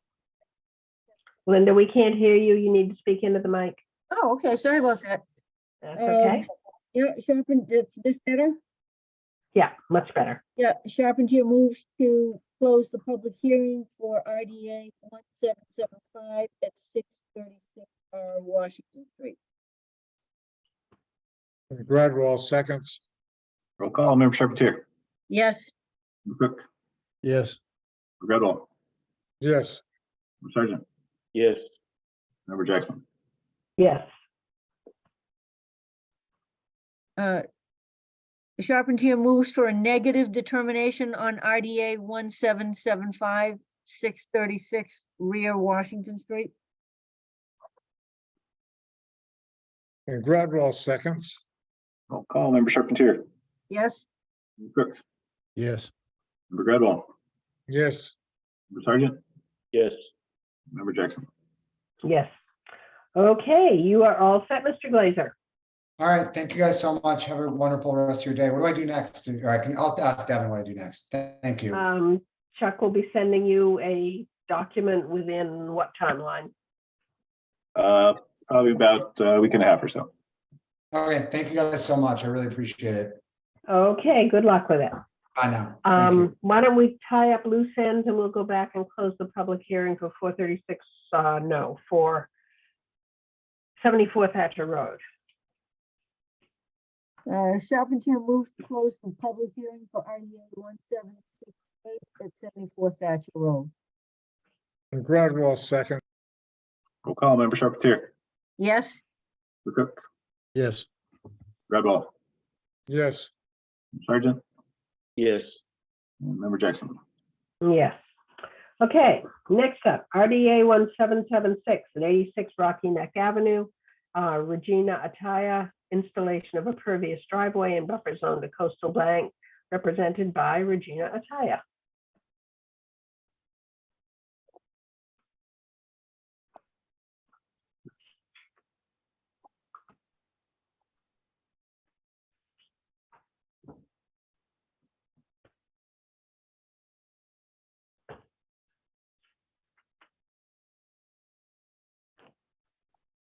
I am not seeing Regina. I know she. Paul Connell. Let's see.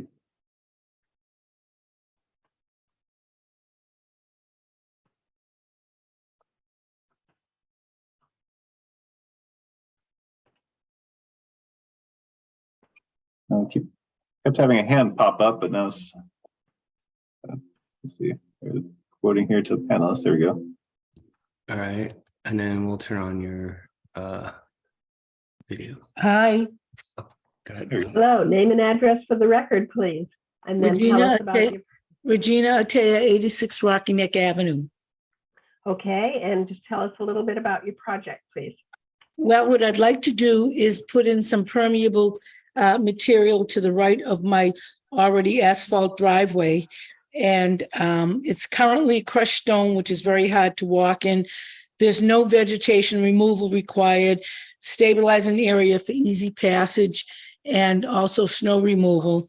And some of my neighbors might want to do the same thing, but I'd like to get that done this year. Okay. All right. What we're going to do is ask the public if they have any comments on your project. We'll then go through commissioner comments, and then you can answer all the questions at one time after everything. Okay? Okay, yeah.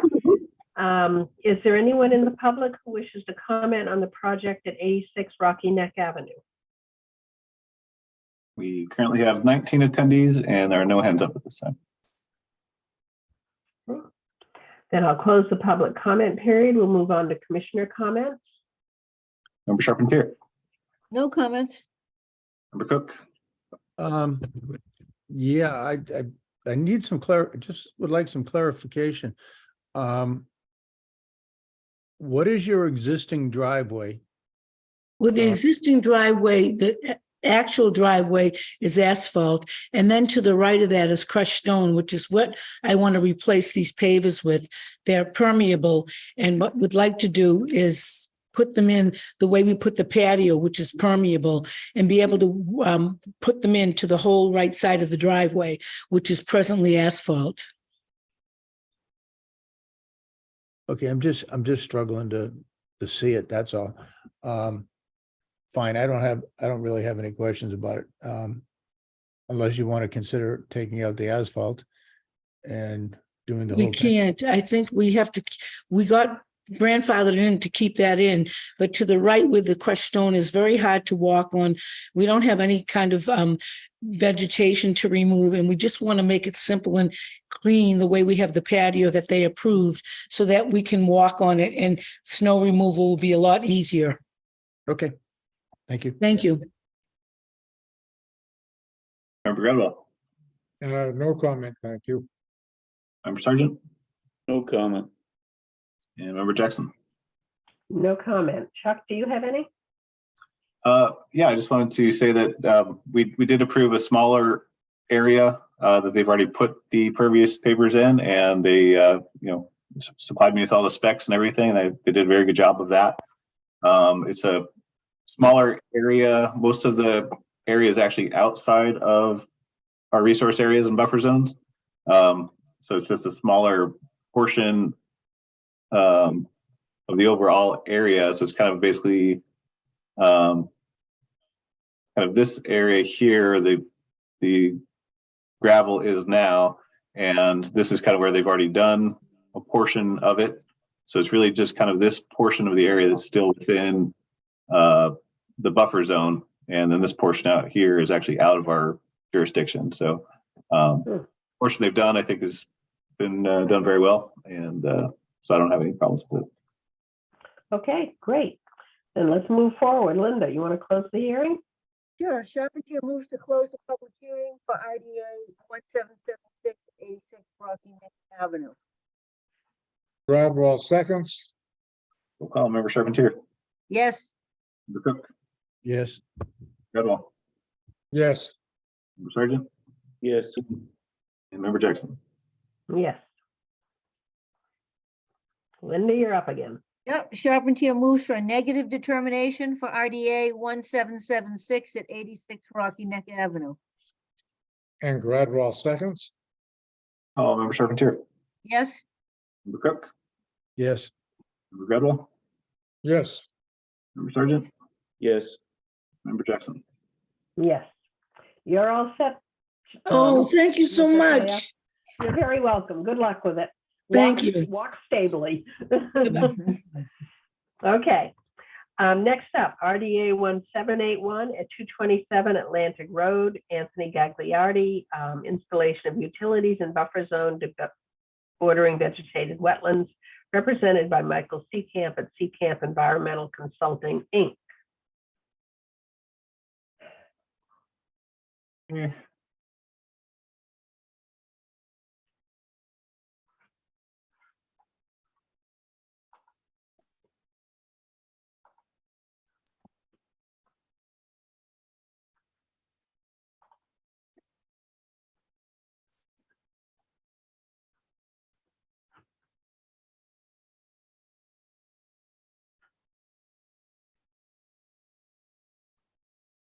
Is he there?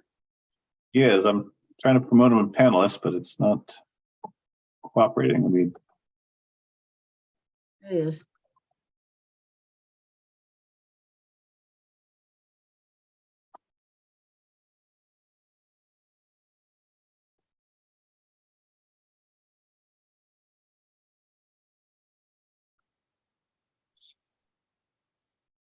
Mike, you're still muted. I don't know if you can unmute. I'm not cooperating to promote him to panelist here.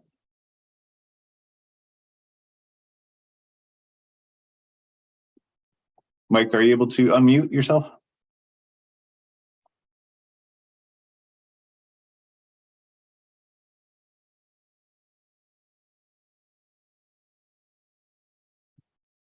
All right, there we go. Can you hear me now? Okay. Yes, we can hear you. All right, sorry All about right. that. That's Good okay. evening. Name and Good address. evening, You know Madam the Chairman routine. and members of the commission. For the record, I'm Michael Seecamp, Seecamp Environmental Consulting, and I'm here tonight representing the advocate for the project, which is Mr. Gagliardi. As you probably know, this project has actually started. It was approved under an order of conditions. We had previously requested an amendment and to connect, because for some reason National Grid wanted to go from the area over on Grapevine Road near Harriet Road at the intersection. We presented that as an amendment, and then we filed another notice of intent, which we have withdrawn earlier this evening. And now I think we're back to probably what was pretty close to what was originally approved under the original order of conditions. And that is a approximately 75-foot section that is actually in Atlantic Road connecting to the previously approved utility in the shared driveway. So we're filing this request for determination of applicability. It's once this project is done, the only threat to wetlands would be during construction, and with adequate erosion control, that should be not a problem. It's probably going to take 1 day to do this section that's covered under this RDA, and the wetlands are previously approved. So I'm hoping to get a negative determination this evening. Okay. We will be asking for public comment and then commissioner comments, and then you can respond to all of them at once. Is there anyone in the public who wishes to comment on the project at 227 Atlantic Road? We currently have 20 attendees and there are no hands up. Okay, I'll close the public comment period. Let's move to commissioner comments. Member Charpentier, No comments? Member Cook, No comments. Member Gradwell, No comment. Member Sargent, No comment. and Member Jackson. I have no comment, but do we have paper on this? Anything in the file was submitted in April. Do we have? You're probably looking at the NOI file, and this would be an RDA file. You just have both. Oh. Is it listed twice then? Well, the NOI is the one that was, Yeah, yeah, I see it. Okay, I see this. Okay, since I haven't looked at this, and since I respect the other commissioners' opinions, I am not going to have any additional comments, but I'm very glad that this is the approach you're taking. Okay, then with the erosion controls and construction only to take about a day, obviously resources should be protected. Any excavation should be covered if it remains open. And let's go forward, Linda. Yeah, Charpentier moves to close the public hearing for RDA 1781 at 227 Atlantic Road. Commissioner Gradwell seconds. roll call, Member Charpentier, Yes? Member Cook, Yes. Member Gradwell, Yes. Member Sargent, Yes. Member Jackson. Yes. And Yeah, Charpentier moves for a negative determination for RDA 1781 at 227 Atlantic Road. Gradwell seconds. Roll call, Member Charpentier, Yes? Member Cook, Yes. Member Gradwell, Yes. Member Sargent, Yes. Member Jackson. yes, you're all set, sir. Okay, thank you very much. Have a good evening. You're welcome. Next up, NOI 0282931 at 30 Grapevine Road, owned by Rob Cullinane for an addition to a single-family home, new garage with living space, relocation of shed, and installation of a pervious driveway in buffer zone to bordering vegetated wetlands, represented by Rob Cullinane.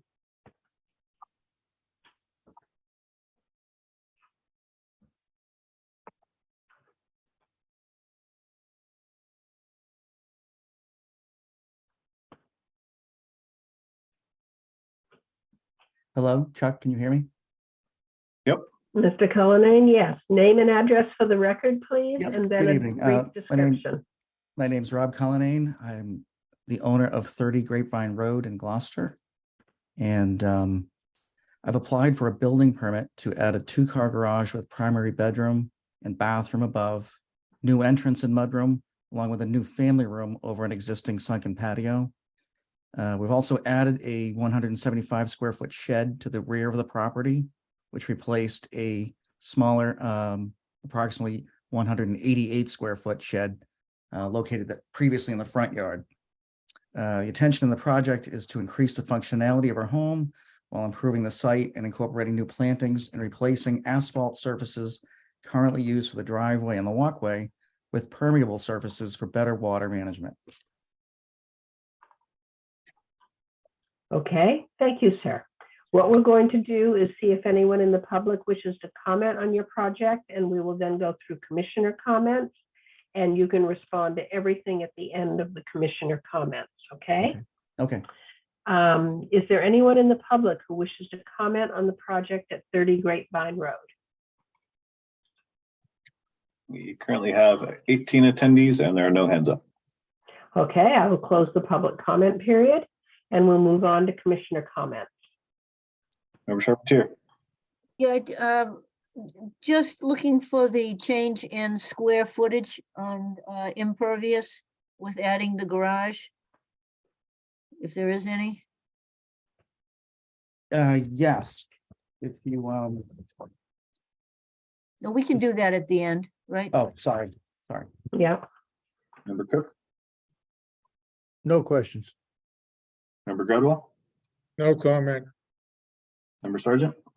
I believe the city GIS map seems to show wetlands inside the property lines. This needs some clarification. Although many of the necessary elements are there for consideration for a notice of intent, I find it difficult to tell the differences between existing conditions and proposed conditions. I'd like that to be somehow clarified.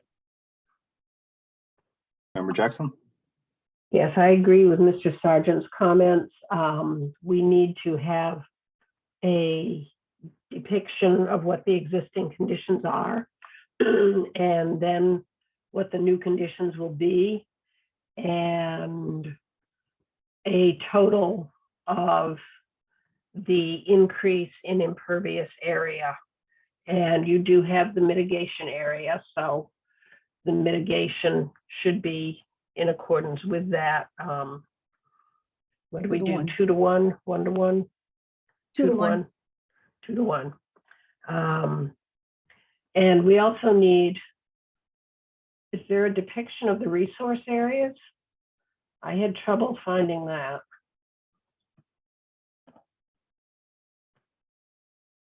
Okay, commissioner comments are finished. Mr. Cullinane, would you like to respond? Yes, I think the total is actually a little bit more than 2 to 1, which I think is a pretty good thing. I've added a number. That's excellent. Yeah, and I've added a number of plantings as well, quite a few trees, and a lot of it is for some screening, but I'd like to do some flowering plantings and so forth out front, but a big piece of the front of the property is actually not even in the buffer zone. So, and that's also kind of up to my wife to pick that area and what kind of flowering plantings she would like. So I didn't list that here. It's kind of outside the purview. But the total area, because someone asked when you wheel drive. Yeah, go ahead. It is here. It's 1,170 square feet approximately. And then the buffer zone restoration area depicted by all of the C areas is 3,340 square feet. So total mitigation is 4,510. Okay. And then the footprint area of the new proposed structure, family room, and patio area, including the shed, is 2,255.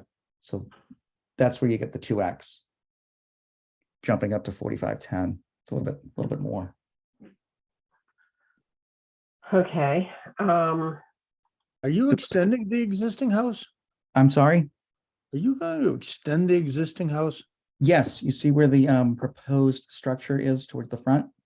Yeah, I see that, but on the There's other a side where the setback of proposed 90 family room is. plus feet behind. But is the proposed family room an extension to the house? That is going to be on the second floor over a sunken patio, posting down. That already exists as part of the house though, right? Yes, it does. That does, and the patio does too. So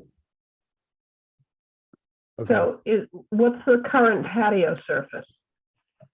It's asphalt. Excuse me, I'm sorry, Okay. concrete. It's concrete. All with right, blue so you're stone- With a putting, blue stone wall.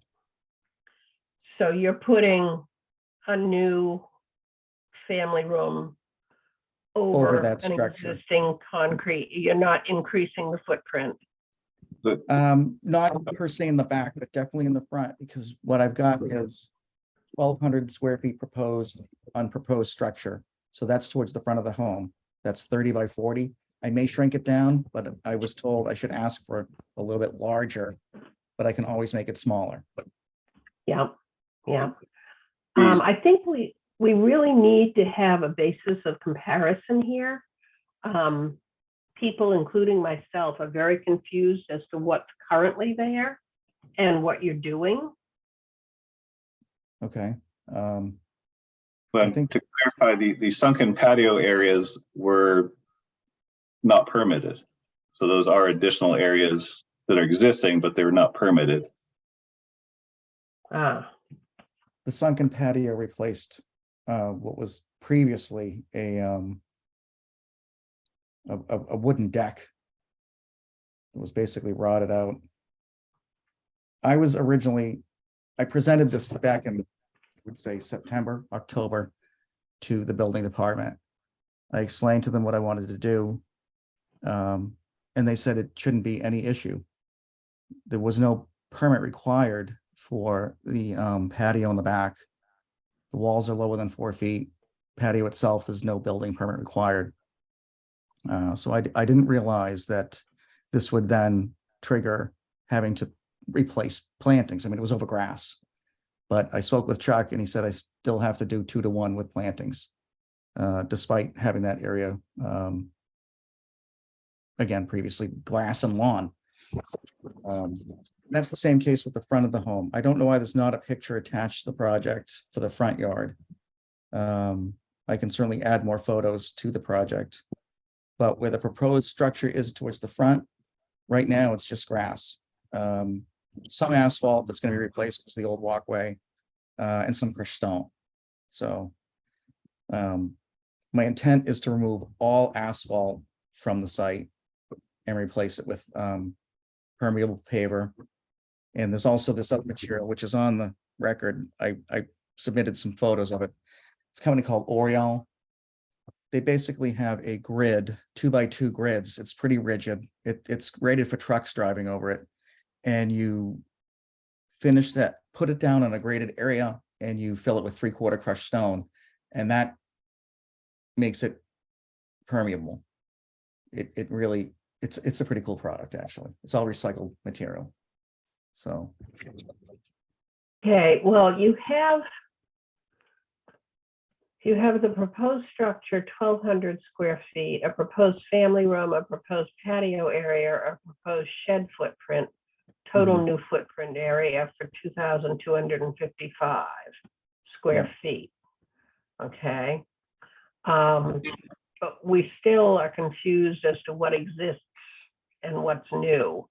Is everything on that plan that I'm looking at, that where I just read those various items, is everything on that new? I can't tell where the existing house is. The proposed family room exists now as the sunken patio. There is a patio to the left of that. I didn't think that it was required. Again, it was a patio. The new shed, the new Is shed it is in existing, place. or is the patio to the left of that existing or proposed? It's existing. It was built without a permit, though. It hasn't been permitted through Concom yet. So neither of the patios were permitted. Correct. Okay. I was operating under, And the new shed has been built that was also not permitted.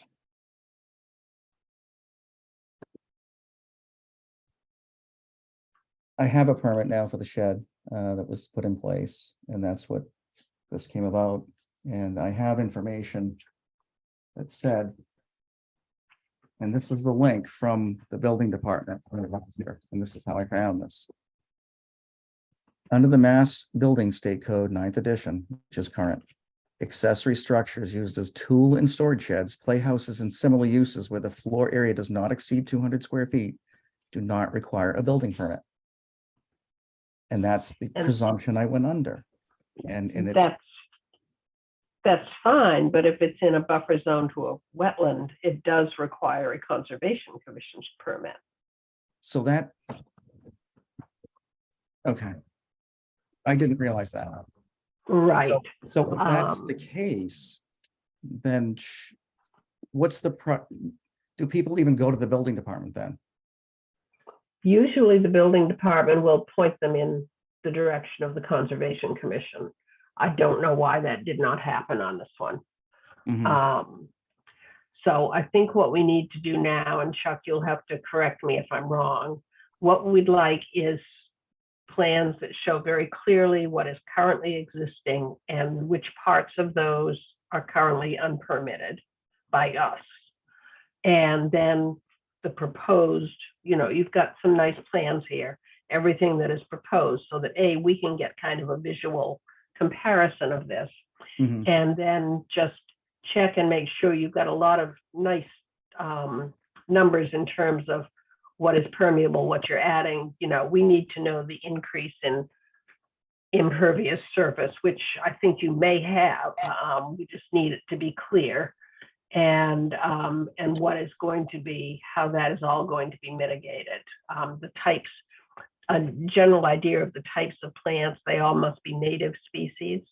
Yes, I have the listing of Okay. the different plant species, and I went through that with Chuck Okay. and Debbie. And Okay. they are listed on a different smaller plot plan that was submitted. So the intent is to replace quite a few trees, actually. Yeah. So I believe 18 total trees to put in. Okay, And but those if are you're, all new. Those are all but new. if you, are you taking down trees that you're going to Nope. replace? Oh, No, good. it's all okay. grass. I was told that I Okay. had to do mitigation over grass. There's Okay. the trees removed for the shed, though. That was on ledge, Chuck. There was nothing back there. There's definitely vegetation in your dumpster. I mean, we didn't cut anything down from underneath the shed. So, Okay, the DEP has provided some comments as well. yes, I saw that. Okay, so those issues need to be addressed. So I was told that they're asking a question about page 3 of 9 of Form 3, WPA Form 3. I had originally put in 0 and 0. Okay. Because now I think and then I was advised, no, those numbers are supposed to show, and they're different now. They were supposed to show my proposed replacement of permeable area, for example, because originally I had the driveway at 1,800 square feet, which it is, but then Chuck advised, well, a good chunk of that is outside the buffer zone, so I can't take credit for that. That's why it is now Okay. shrunk down to 1,170. Okay. I'm actually removing, however, a true 1,800 square feet of asphalt is coming off the site. It's just, Okay. it is. But I'm not That's asking for always credit good. for it, which is fine. So Yeah. I increased the planting area accordingly. Those numbers, it turns out, should have stated 0, and that should not have been checked off. Okay, then maybe you need to They're- write up, if you wrote something up to that effect, so Okay, that it's on record. And the submitted plan is insufficient as it does not show delineated wetland resource areas or the associated buffer zone. That needs to be shown. well, there's one, that's what I am confused on, because I did submit, it was part of the mailing I had to do. And it showed my property, and it is on file. It's just not on this larger scale. But the larger scale shows where the end of the buffer zone is. My entire Right. property is in the buffer zone, the whole thing, except Okay. for that front area when you get towards Grapevine Road. Okay. Okay. So the whole But thing is in the where- buffer. Zone. Okay, but the buffer zone is a 100-foot wide swath. Where is the wetland? My neighbor has the wetland to the right. 32 The Grapevine. right. And that's in the map that I was provided with. I think you guys use Google. That's what it looks like. Okay. It should be on there. I don't know. Can you guys see this? I Oh, think this is in the file. No, we can't see what you're showing us at this We point. sent you a map from Map Geo that shows you the resource areas and the buffer zones, but you need to show those on your plan. Yeah, all right. I didn't see that in some of Okay. the other plans presented tonight. I was asked to show where the buffer zone ends, to show that I'm not taking credit for the driveway and so forth up front, which I'm not. So you're asking me basically to provide a plan for 28 Grapevine, excuse me, 32. You need to indicate, we don't have to provide a plan for it necessarily, but you need to indicate on your plan where the resource area is. It's on the abutters You know, but, property. okay, but we can't see that because you haven't drawn it on there. That's what I'm Um, asking. So you need me to show yeah. you a plan with the abutter to the left and the abutter to the right, and then show the wetlands on my neighbor's property. Yeah, we don't necessarily need plans as detailed as you have for each of your abutters. Yeah. But we do need to see where the wetlands are so that we can do that. When you say the wetlands are on the neighbor to your right, I begin to wonder if the buffer zone extends kind of around the left of your house. But I can't see that without seeing where the wetland is. That's what, okay. I thought Okay. that this particular piece of paper was presented to me and that became part of the record. It does, part of the record, but the record isn't complete because we're missing the existing conditions and we're missing the delineation of the wetland or where the wetland is. Well, maybe you are missing it because the paper I have shows the wetland, it shows the buffer zone. It shows that my entire property, except for the front, which I've marked on the plan, is out of the buffer zone. And then if you look at, here's the classification of it. It's called PSS 1E. And that's what's on my neighbor's property. Then you need to submit that as part of your package. We need something that shows us where the wetland is in relationship to your property. Okay. Okay, and we need Yeah, the I can do existing that, but conditions. I thought what I was provided from you, sorry, already shows that information. That's how I got my mailing list as well of all my abutters.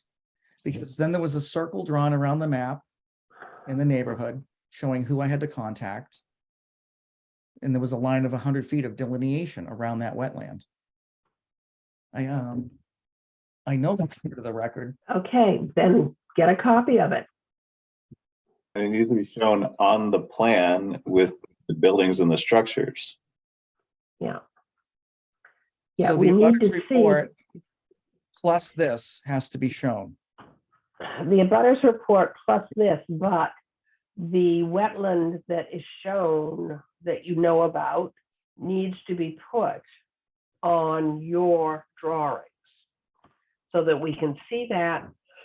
So you're going to have a drawing with the existing conditions. You're going to draw your site with the existing conditions. You're going to indicate where grass is, where shrubs are, what's existing, which of those structures are unpermitted so that we can take care of that as we go along.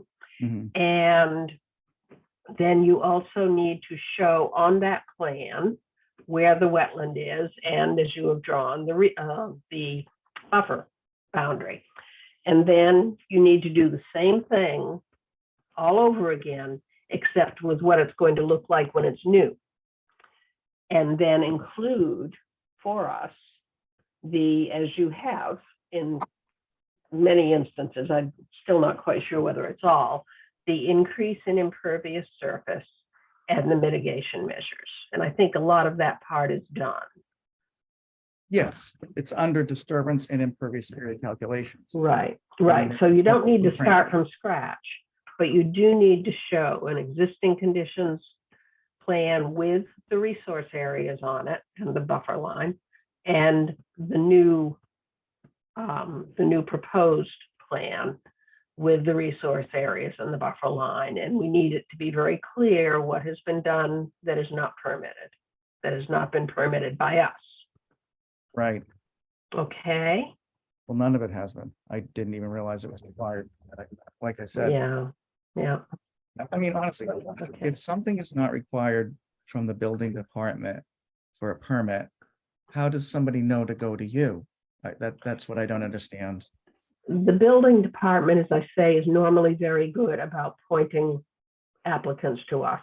I don't know why they didn't in this particular instance. But there's even outside. You might want to ask them.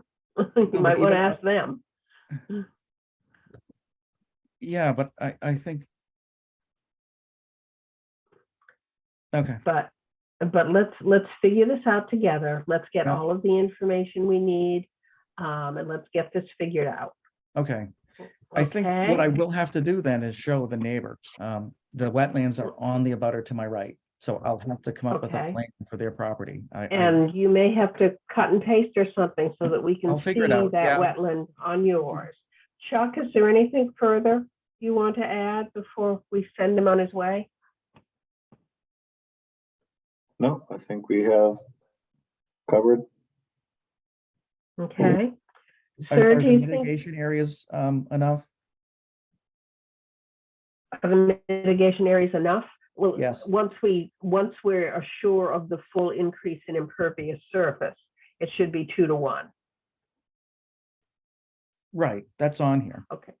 Right. So if your calculations are correct and nothing new pops up on your plans that are coming in, then 2 to 1 is fine. Okay. Okay. All right. Do you think you could have this done by July 19th, or would you like to go to the first meeting in August? No, I can't wait for August. It'll be ready for July. Okay.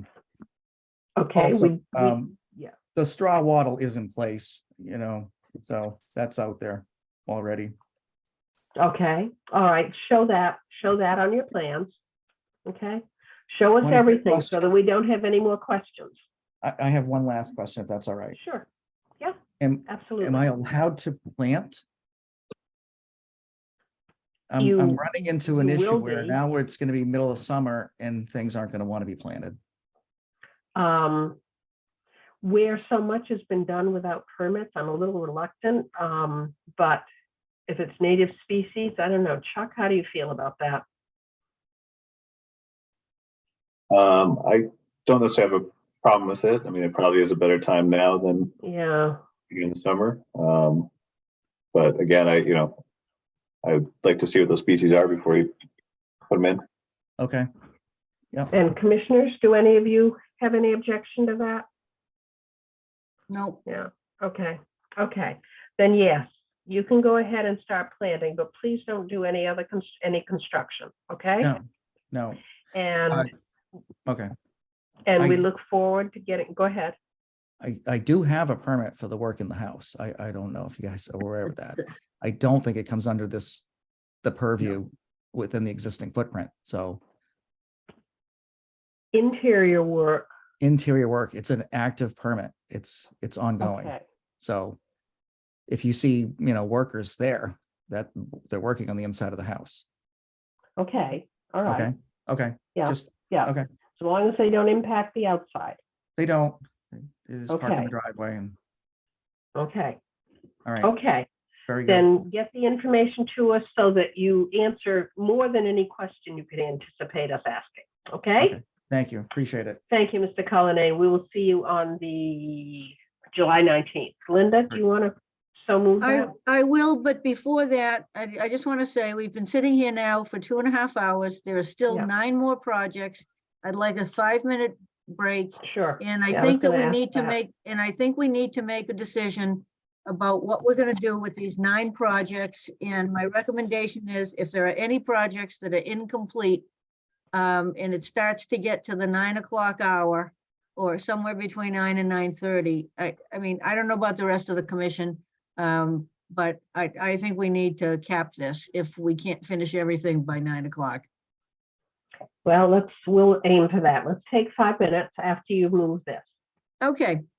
Charpentier moves to continue NOI 0282931 at 30 Grapevine Road to the meeting of July 19th. And Gradwell seconds. Roll call, Member Charpentier, Yes, Member Cook, Yes. Member Gradwell, Yes, Member Sergeant, Yes. Member Jackson. Yes. Okay, 5 minutes, folks. I have Thank you. 8:26. Be back at 8:31. thank you. You're welcome.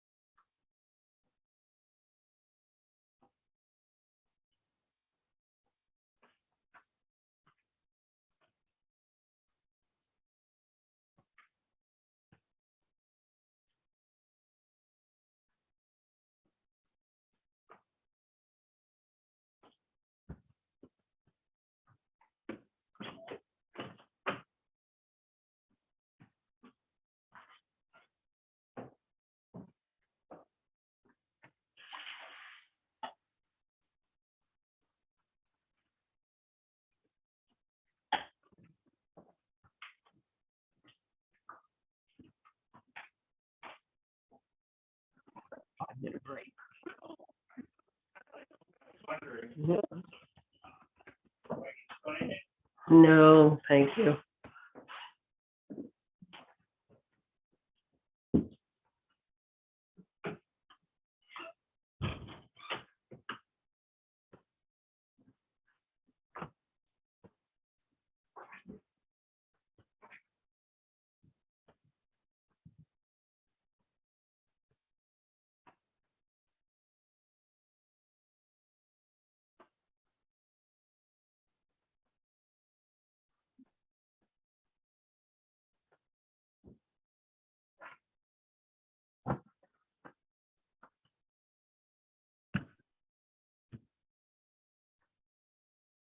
I think I need to find a more comfortable chair. Yeah. These chairs get real old. Oh. Well, I think we can dispatch most of these pretty quickly. We'll see.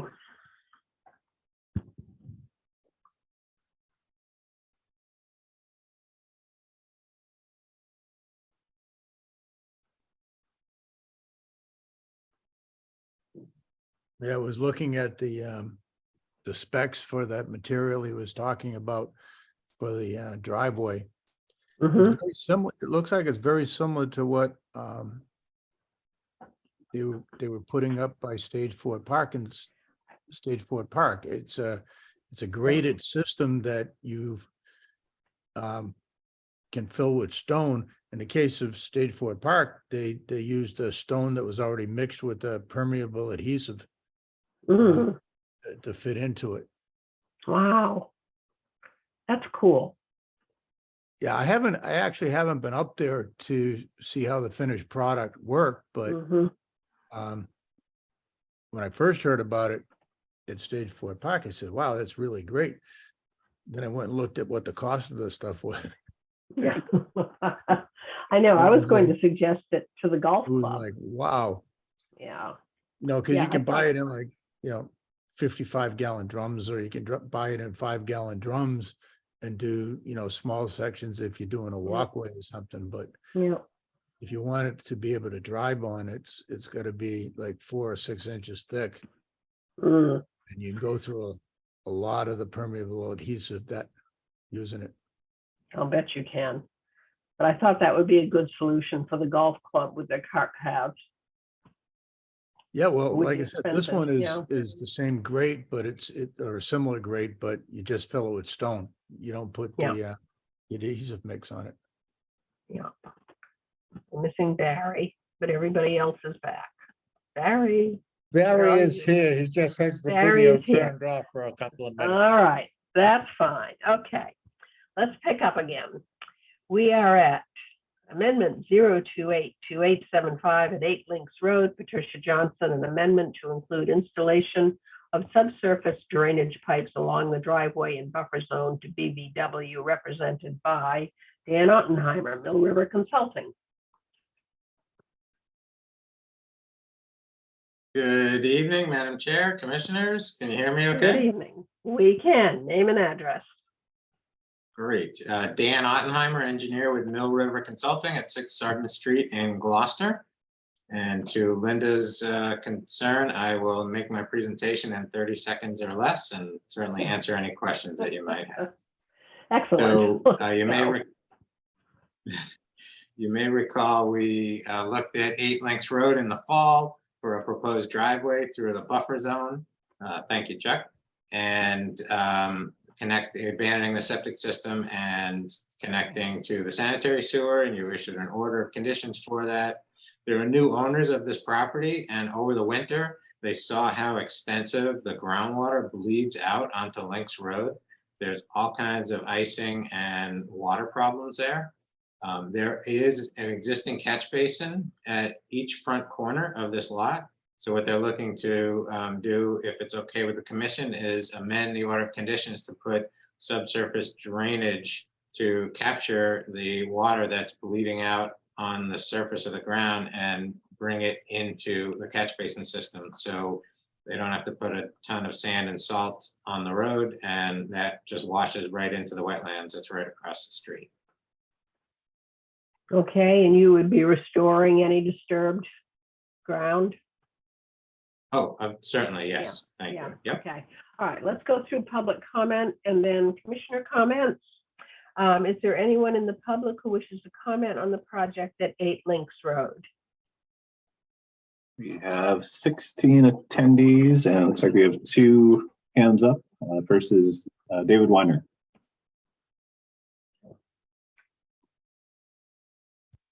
This is David Weiner, 3 Links Road, Unit A, directly across from 8 Links Road. There is currently a drain that runs from the boundary between 2 Links and 8 Links Road that Mr. Oppenheimer just mentioned, goes underneath Links Road to a stream that borders my property at 3 Links Road. The proposed improvement at 8 Links Road will channel some of the water that currently pools in front of 8 Links Road into that drain, which floods my backyard. Mr. Ottenheimer told me earlier that the pipe would transport the same water just in a controlled manner. But I respectfully challenge this simplification of the issue. Any water that currently pools in front of 8 Links Road stays there until it slowly seeps into the soil or evaporates. The proposed improvement will channel that water, which is not the same water as asserted by Mr. Oppenheimer, but is more water into my backyard and simply replaces 8 Links Road's front yard water pools with 3 Links Road backyard pools. While I respect the Johnsons' desire to improve the property, it's patently unfair to simply move a problem from one property to another. I must respectfully voice opposition to any improvement at 8 Links Road that dumps more water into my backyard and hope that Mill River will find an outlet for the excess water that is away from my property. Okay, thank you very much, sir. I appreciate that. Is there anybody else who wishes to comment? We have John Tomlinson.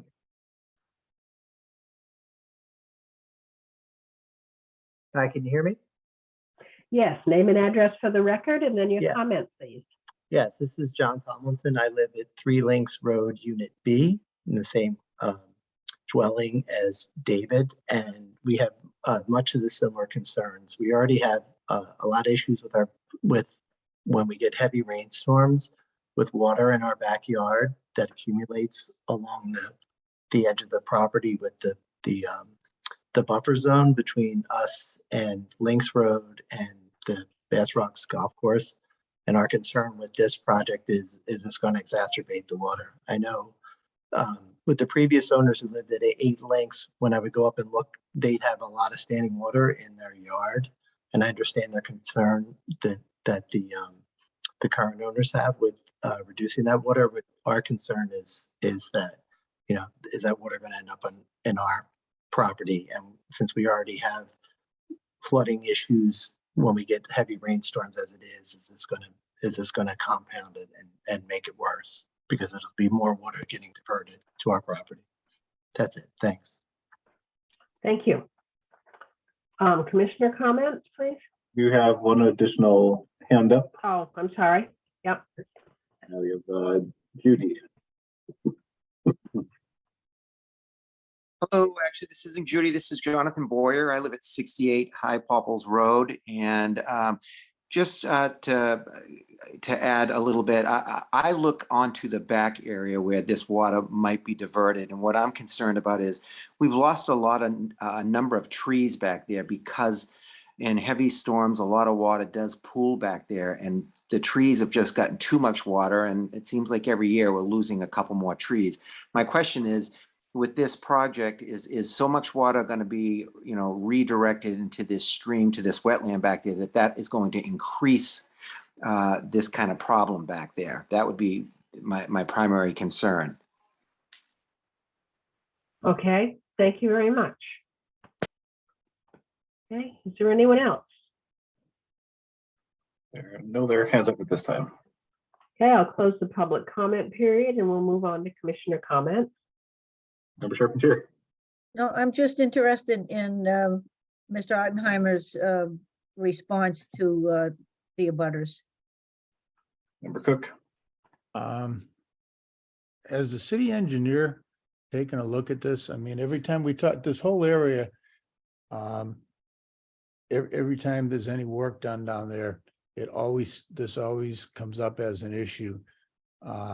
Moving water from one neighbor to the other. So I'm wondering if the city engineer has taken a look at what they're proposing to do and has any feedback on it.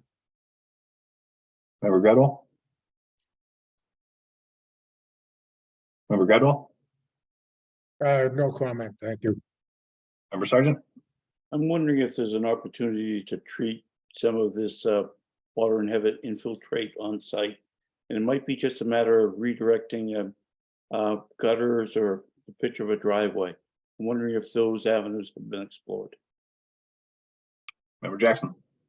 I was going to say the same thing as both Mr. Cook and Mr. Sargent, wondering about city involvement as well as retaining the water on site.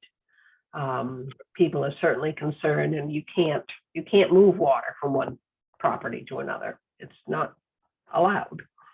Mr. Ottenheimer. Oh, Chuck. No, sorry, Mr. Ottenheimer. Wait a minute, Chuck. I don't have anything additional to what's already been brought up. Okay, Chuck, Mr. Ottenheimer now.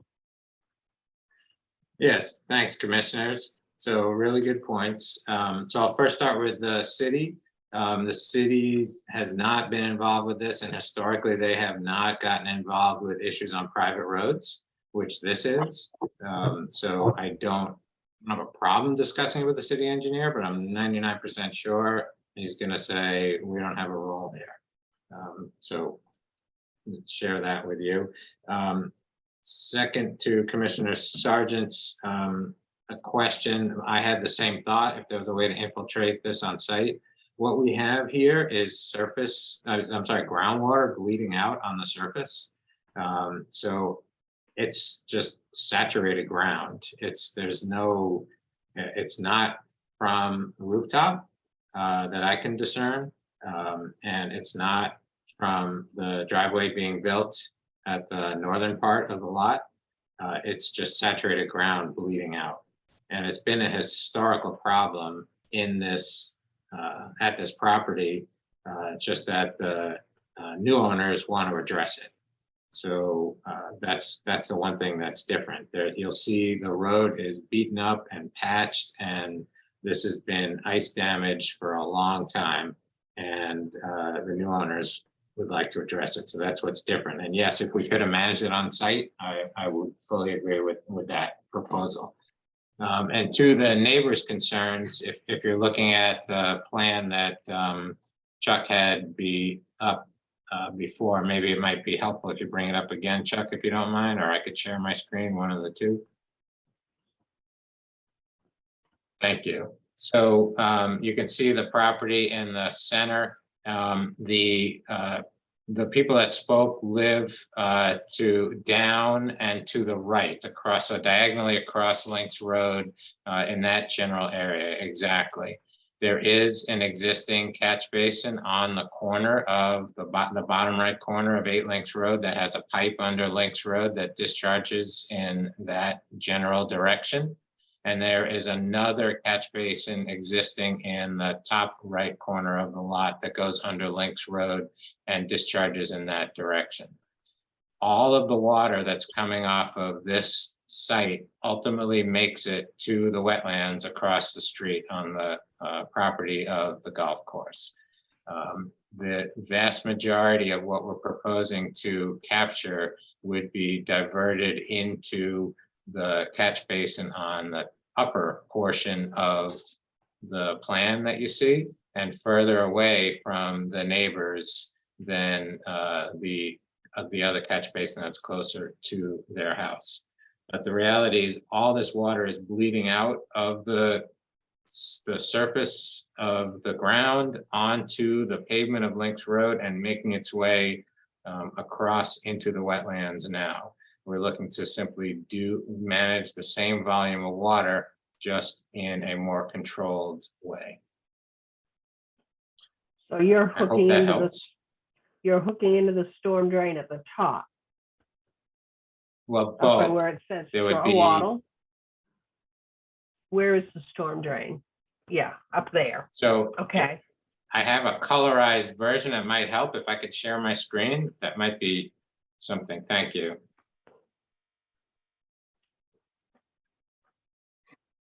So if we look at, this is what was approved in the order of conditions already, which is to create this driveway, to connect to the sewer line, and to plant some native species.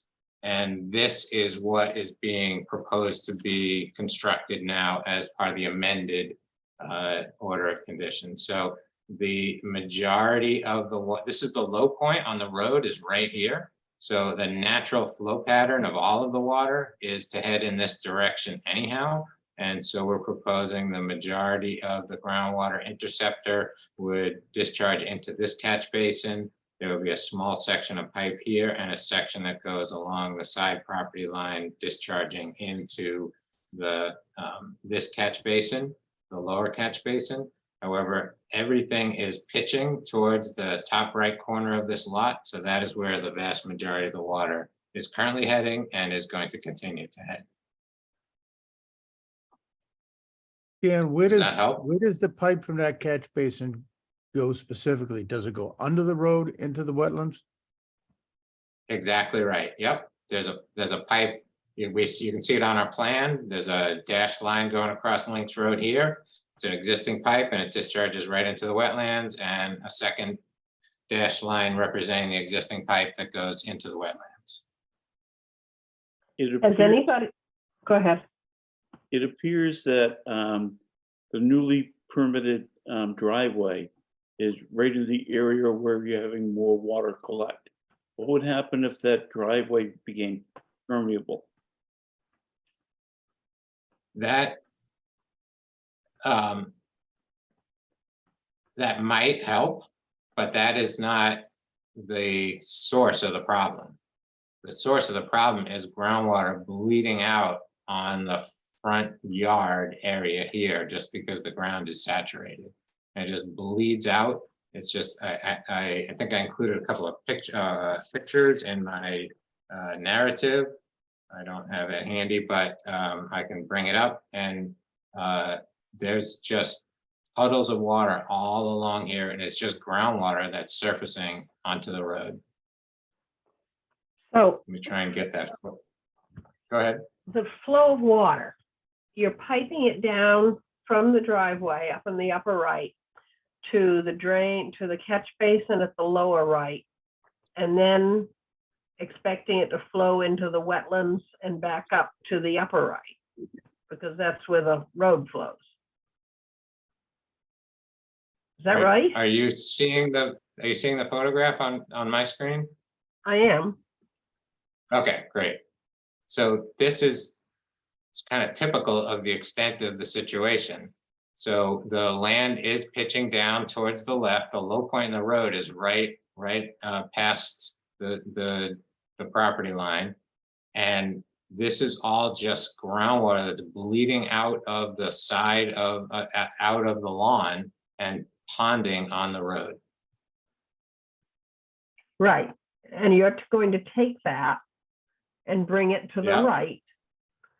No, bring it mostly down to the that- left. I'm sorry, I'm sorry, Anjo, if I wasn't clear. Bringing most of it to the left, to Okay. the low spot on the road. This is where in that picture, for example, all that water is puddled right here. And we're trying to intercept that and bring it to the left. Okay, there's a We're catch trying to basin bring up it there on the down left. here. What's that? Where is it going to the left? Oh, when it goes to the left, what's happening to it? There's currently a catch basin right near this Okay, bush. And that was then it my goes underneath question. the road and discharges across the street. Okay, I got it. All right, I got that catch basin. Okay. And, All right. and where are the neighbors who were concerned about their properties relative to this picture? To the right, about another 50 feet and across the street. I thought you said it was And they're below. higher up in elevation than this. This is the low point on Links Road. I thought you said they were below where it has like proposed fence. Well, the property line for where the callers, they live right over Yeah. here. Okay. They live right over here. Okay. Okay. All right. Why are you not piping all of it up to that upper catch basin? To this one, just because it's not going to work. It's a shallow catch basin. So as the land drops off in this direction, it won't be able to make pitch to head back in this direction. So we're going to, this is the lowest spot and this is where it's heading. So we're just going to intercept it and help it along its way. If I may, rather than piping, if you had grassy swales, it would slow down the velocity, allow some to infiltrate, and it wouldn't impact flooding situations as much as a straight pipe would. I don't believe we'll be able to get grass to grow. It's so wet. I don't believe that's an option. We could do a stone line swale, but I don't believe you'll be able to get grass to grow. Chuck, do you have any input on this? What he's saying is just not making a lot of sense to me in that lower part of the plan. Yeah. Is there an option for other vegetation in the swale besides grass? What about some So- landscaping? Hydrophytic vegetation? It would have to be hydrophytic. If you dig in 2 to 3 inches into the soil, it's sopping wet. So But the it's a right amount of possibility, but vegetation, the right amount of vegetation could soak up a lot of that. possibly, but it's not gonna help in the winter, that's for sure, when we have the ice, when they have the icing problem there. I'm not No. adverse to doing a little more homework on this, but I don't think that's the solution. The volume of water is significant here. And my understanding is the previous owner had some type of piping mechanism from the unpermitted piping mechanism from the backyard to bring water into this catch basin. It was removed when the house was sold to the new owners. And so now they're looking to solve the water problem in a proper way and with the appropriate approvals from the commission. So this has always Okay. been a property with water problems, is my understanding. That whole area is a property with water problems. It always has been. Can you see if you can do a little more homework and see if there's some way to not add water to these drains? Has anybody looked at these catch basins to see if they're actually flowing the way they should? They are flowing, definitely, The definitely. way they yep. should? Not ideal, certainly Yeah. not the way it would be. So this one is somewhat filled with water on a regular basis. This one's operating perfectly fine. The lower one's operating, well, sorry, the one Is it, further to the west here is appears to be operating perfectly fine. This one has some standing water in it at all times. is there some way to get that cleaned out? I think it's a function of elevation, I think. Okay, all right, okay. Okay, I don't think it's a matter of cleaning it All right. out. Okay, all Bill, right, you, just, one of the, Yeah, go one of ahead. the neighbors lives across the street, correct? One of No, the across the neighbors- street is the golf course.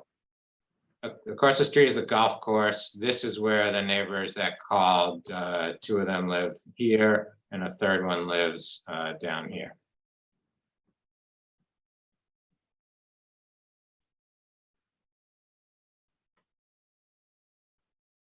Okay, So why don't we do a little more homework and come back to you? I think that's an excellent idea. Not a problem. Okay, thank you. I appreciate your cooperation on this. Linda? Yes, of course. Yeah, Charpentier moves to continue amendment 0282875 at 8 Links Road to the meeting of July 19th. And Gradwell seconds. Roll call, Member Charpentier, Yes, Member Cook, yes, Member Gradwell, Yes, Member Koga, Yes, Member Jackson. Yes. Okay, thank you. Next up, NOI 0282935 at 10 Sandy Way, William Sullivan for removal of existing porch, installation of driveway, construction of garage, and addition to single-family house and buffer zone to coastal dune, represented by Mr. Dan Ottenheimer, Mill River Consulting. Thank you, commissioners. This site also might be familiar to you. We were before you about 6 months ago, and you kindly issued an order of conditions to allow some renovations to the house to occur. There was, I'm just being straight up with you, there was some miscommunication with the architect, and what I filed with you was not the final house design. And so we are back before you with the final house design. If the commission so approves this, then we would obviously close out the old order of conditions. So the concept is similar, which is to redo the addition on the side of the house to allow an elevator to go in so that the Sullivans can age in place inside this house, and also to extend the open deck on the beach side of the property. And then on the street side, which is further away from the dune, is to add an addition to their garage and to build a driveway. So the proposed work is slightly larger than what you had approved previously. Previously, we had done a 1.5 to 1 mitigation of native plant species, and you were comfortable with that. We also now still have a 1.5 to 1 native plant species proposed for your consideration. And then please do also recall that we're not looking to do any work in the resource area. There is dune on the property, but our work is in the buffer zone to the dune. And as we discussed months ago, the wetlands protection regulations are very specific about the standards for review for the buffer work in the buffer zone to a dune. And I believe in our narrative, we've demonstrated that we meet all of those standards. So we encourage your consideration of this modification to the house so the Sullivans can age in place here in Gloucester. Thank you. Okay, we'll open this up for public comment. Is there anyone in the audience who wishes to comment on the project at 10 Sandy Way? We currently have 15 attendees and there are no hands up at this time. Okay, I'll close the public comment period. We'll move on to commissioner comments. Member Charpentier, No comments? Member Cook, The proposed deck that's going up front or out towards the dune, it says there's a 10 by 14 concrete pad below. Is that a new concrete pad that's going in or existing one? Excellent question, Commissioner. So the existing deck has a concrete pad underneath it. We had always proposed to extend the second story deck over to the left on the drawing. And what we had not discussed in our previous configuration, what was going to be underneath that. So I wanted to make it clear so that we were we were clear that they are proposing to continue the current concrete pad that's under the existing deck and continue that over underneath the proposed deck. And that is part of our impervious area calculations that we now have.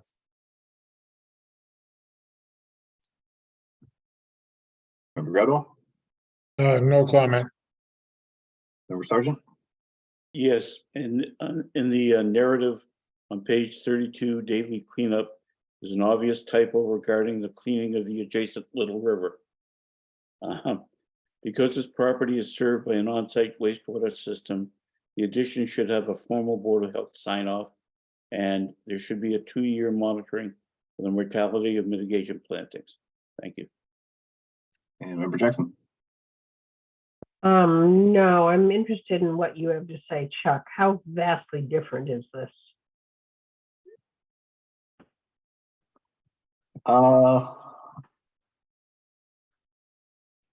It's not a huge change. Dan, you could probably give us numbers on that addition. So it's roughly what you approved previously was roughly 700 square feet of addition, and we're proposing roughly a little over 1,000 square feet of addition here. And the part of that is much of that is on the garage side, which is furthest away from the resource area, is the most of the increase in square footage. Okay, and you still have 1.5 to 1 mitigation, so you've increased the mitigation accordingly. That's correct, yes. Okay. All right, so, all right. Does anybody else have any comments? Okay, and Chuck, you're okay with this? Yeah, I mean, we're not necessarily gaining vegetation, but it is a lot of non-native stuff that's kind of growing in there. So I think that having native stuff planted is probably good. Okay. Then Linda, you want to close the hearing and move forward? Yeah, Charpentier moves to close the hearing for NOI 0282935 at 10 Sandy Way. And Gradwell seconds. Roll call, Member Charpentier. Yes. Member Cook, Yes. Member Gradwell, Yes. Member Sargent, Yes. Member Jackson. Yes. Charpentier moves to approve NOI 0282935, 10 Sandy Way with the aforementioned conditions. And Gradwell seconds. Roll call, Member Charpentier, Yes. Member Cook, Yes. Member Gradwell, Yes. Member Sargent, Yes. Member Jackson. Yes. Okay, you're all set on that one. Thank you very much. Next up, we have NOI 0282936, 124 Magnolia Avenue, Cheryl Phillips. Installation of replacement septic system in riverfront area and buffer zone to BVW, represented by Dan Ottenheimer, Mill River Consulting. Thank you, commissioners. This will be 30 seconds, I promise. Existing house, substandard septic system needs to be upgraded. The design has been approved by the health department. The work zone is separated from the wetlands by straw wattle. Over on the left-hand side, there's an unnamed stream and some associated BVW.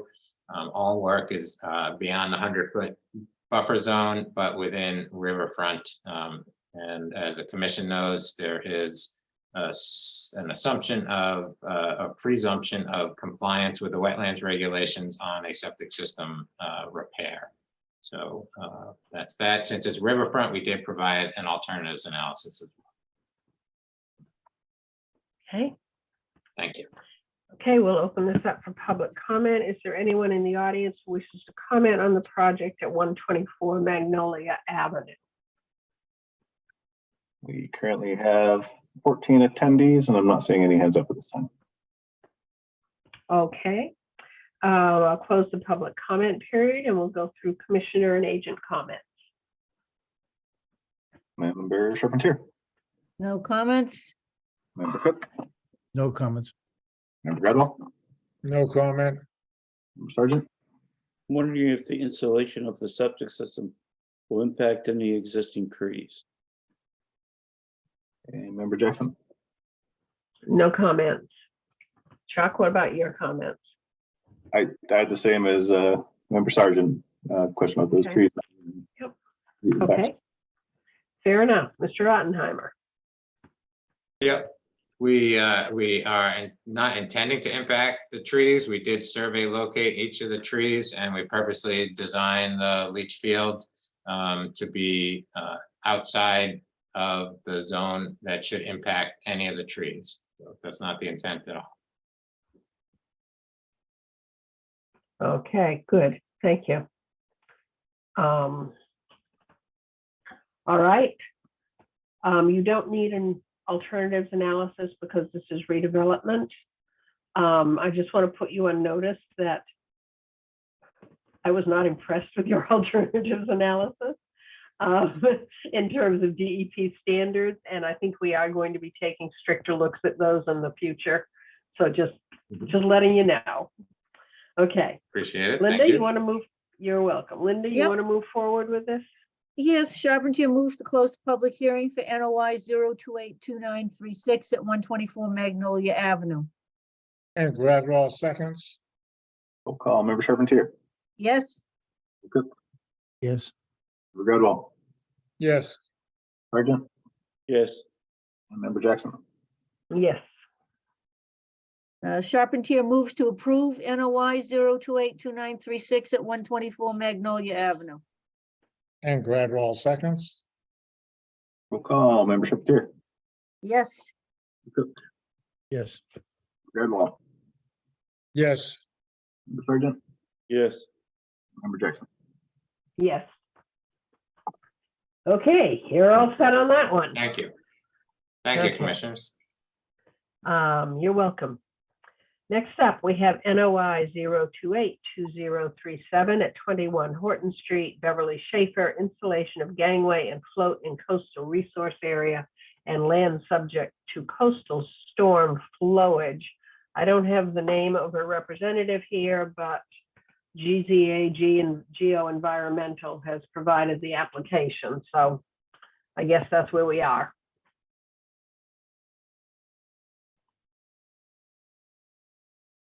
I believe it's David Smith. There you go. Okay,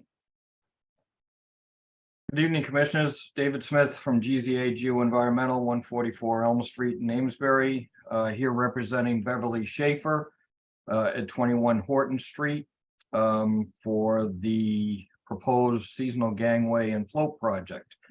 The site at 21 Horton Street is an approximate 1,600 square foot parcel with a single family home, timber deck on the harbor side, stone masonry wall, and concrete steps that lead down to the shoreline along the harbor's edge. The project is to remove the upper portion of those concrete steps and replace it with a concrete abutment, basically a 5 foot by 5 foot concrete triangular block that's triangular on the cross-sectional view, but square on the plan view. That will provide the foundation for a 3 foot by 36 foot aluminum gangway that will go down to a 10 foot by 20 foot bottom anchored timber float. The float will be anchored with 2 concrete blocks on the harbor side, on both the I guess the western and eastern side of the float, and then also with some anchors or pins in the ledge outcrop up on the intertidal area, up underneath the deck or just to the sides of the deck on each side. It will be a seasonal gangway that will be installed in the springtime, removed in the fall. A local contractor, a marine contractor, will be servicing this. And that is the project in a nutshell. okay, thank you very much. We'll open this up for public comment. Is there anyone in the audience who wishes to comment on the project at 21 Horton Street?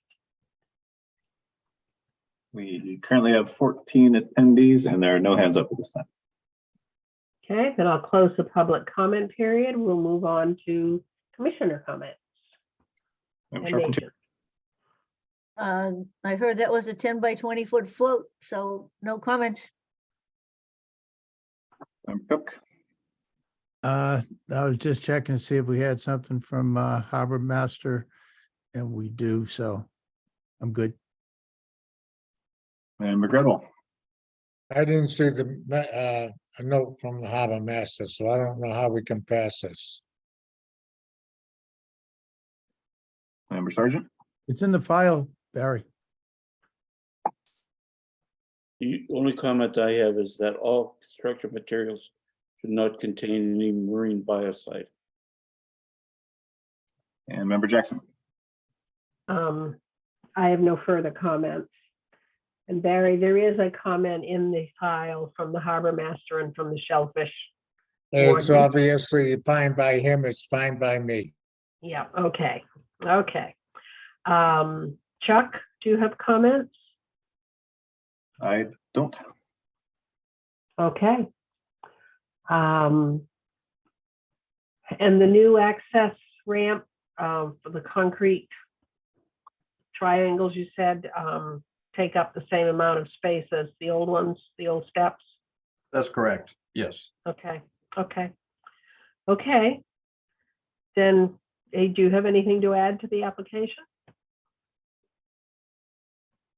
Sir? Mr. Smith? No, Okay. sorry, I wasn't. Okay. Sorry, I didn't know that was directed to me. Yeah, that's all right. And Dave, you had a condition. Did you have a condition? Yes, that none of the material Yeah, right, contain any marine biocide. right. Okay. So that would be a condition of your NOI. All right, then I think we can move forward, Linda. Yeah, Charpentier moves to close the public hearing for NOI. Speak into the microphone. Okay, And Thank you. Charpentier, can you hear me now? Yeah, that's perfect. All right, Charpentier moves to close the public hearing for NOI 0282037 at 21 Horton Street. and Gradwell seconds. Roll call. Member Charpentier. Yes, Member Cook. Yes. Member Gradwell. Yes, Member Sergeant. Yes, Member Jackson. Yes. Thank you. We haven't, yeah, go ahead, Oh. Linda. Sorry. Yeah, Charpentier moves to approve NOI 0282037 with the aforementioned conditions of no biocides in the construction materials. Gradwell seconds. Roll call, Member Charpentier, Yes. Member Cook, Yes. Member Gradwell. Yes. Member Sergeant, Yes. Member Jackson. Yes. Okay, now you're all set. Now Mr. I can Smith. say officially thank you. Yes, and have a good Yes, evening. you're welcome. All right. Next up, we have NOI 0282938 at 33 Fort Square, Fort Defiance LLC owners, reconstructing a seawall in coastal resources and land subject to coastal storm flowage, represented by Seaside Legal.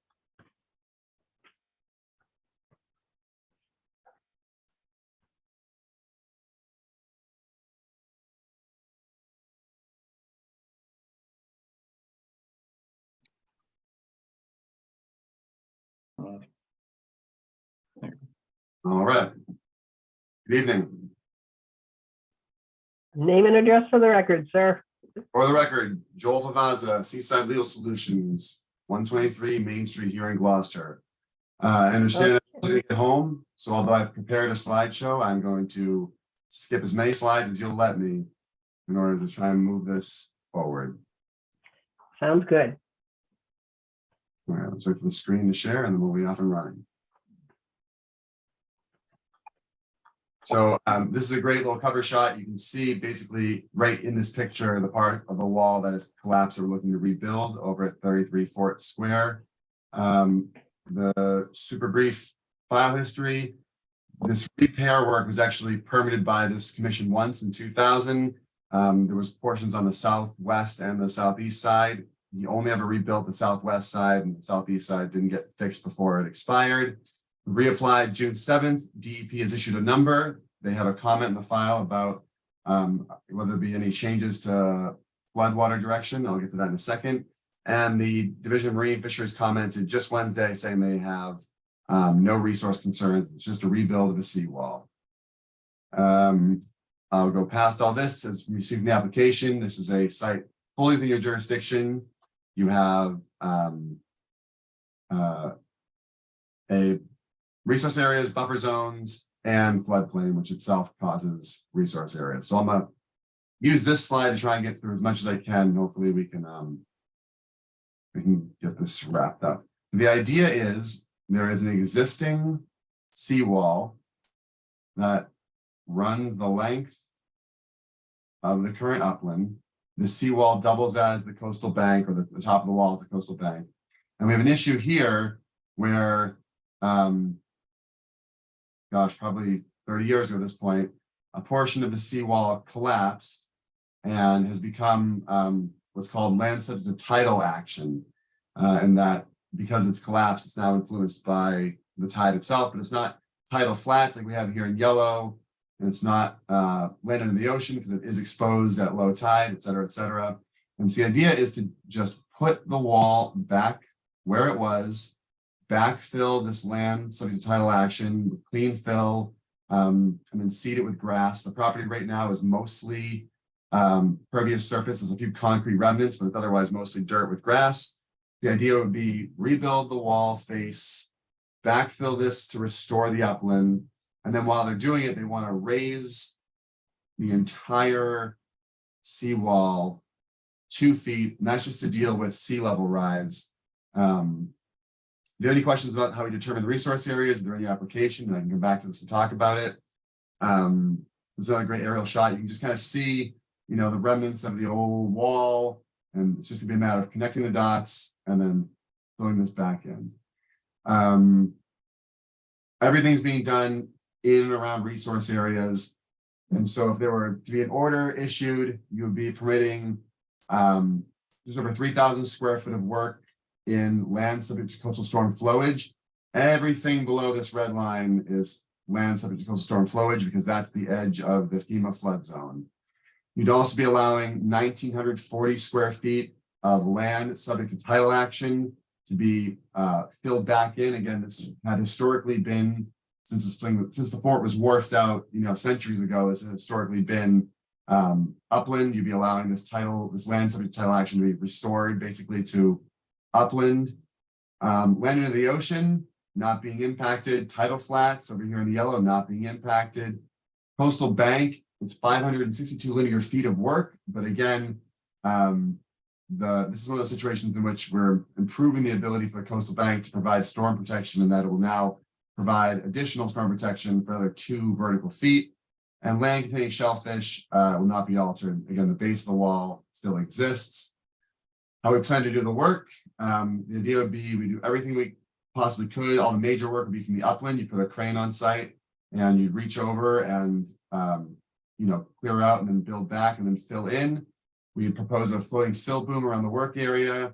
The site itself is pretty stable, but you want to make sure that there's no erosion while it's happening. And then to the degree that there's trash and refuse, there'd be a dumpster on site. But again, it's really be a lot of, moving things around and bringing in clean fill to just kind of backfill behind the wall. There may be a need if they decide to point the wall itself. They may have to come out and float inside the boom, but on the water side, and some sort of, just small little craft to come out and along the face to point it. But the major machinery should all be able to exist up on the upland and reach over to do this work. Then really quickly, because DEP said we're required to do this, I will touch on whether there's going to be change in floodwater flow path. So right now the wall is between 11.6 and 7.2. That's the elevation. We're in a velocity flood zone, elevation 22. So the big storm, I think the elevation is going to, the wave is going to be at elevation 22.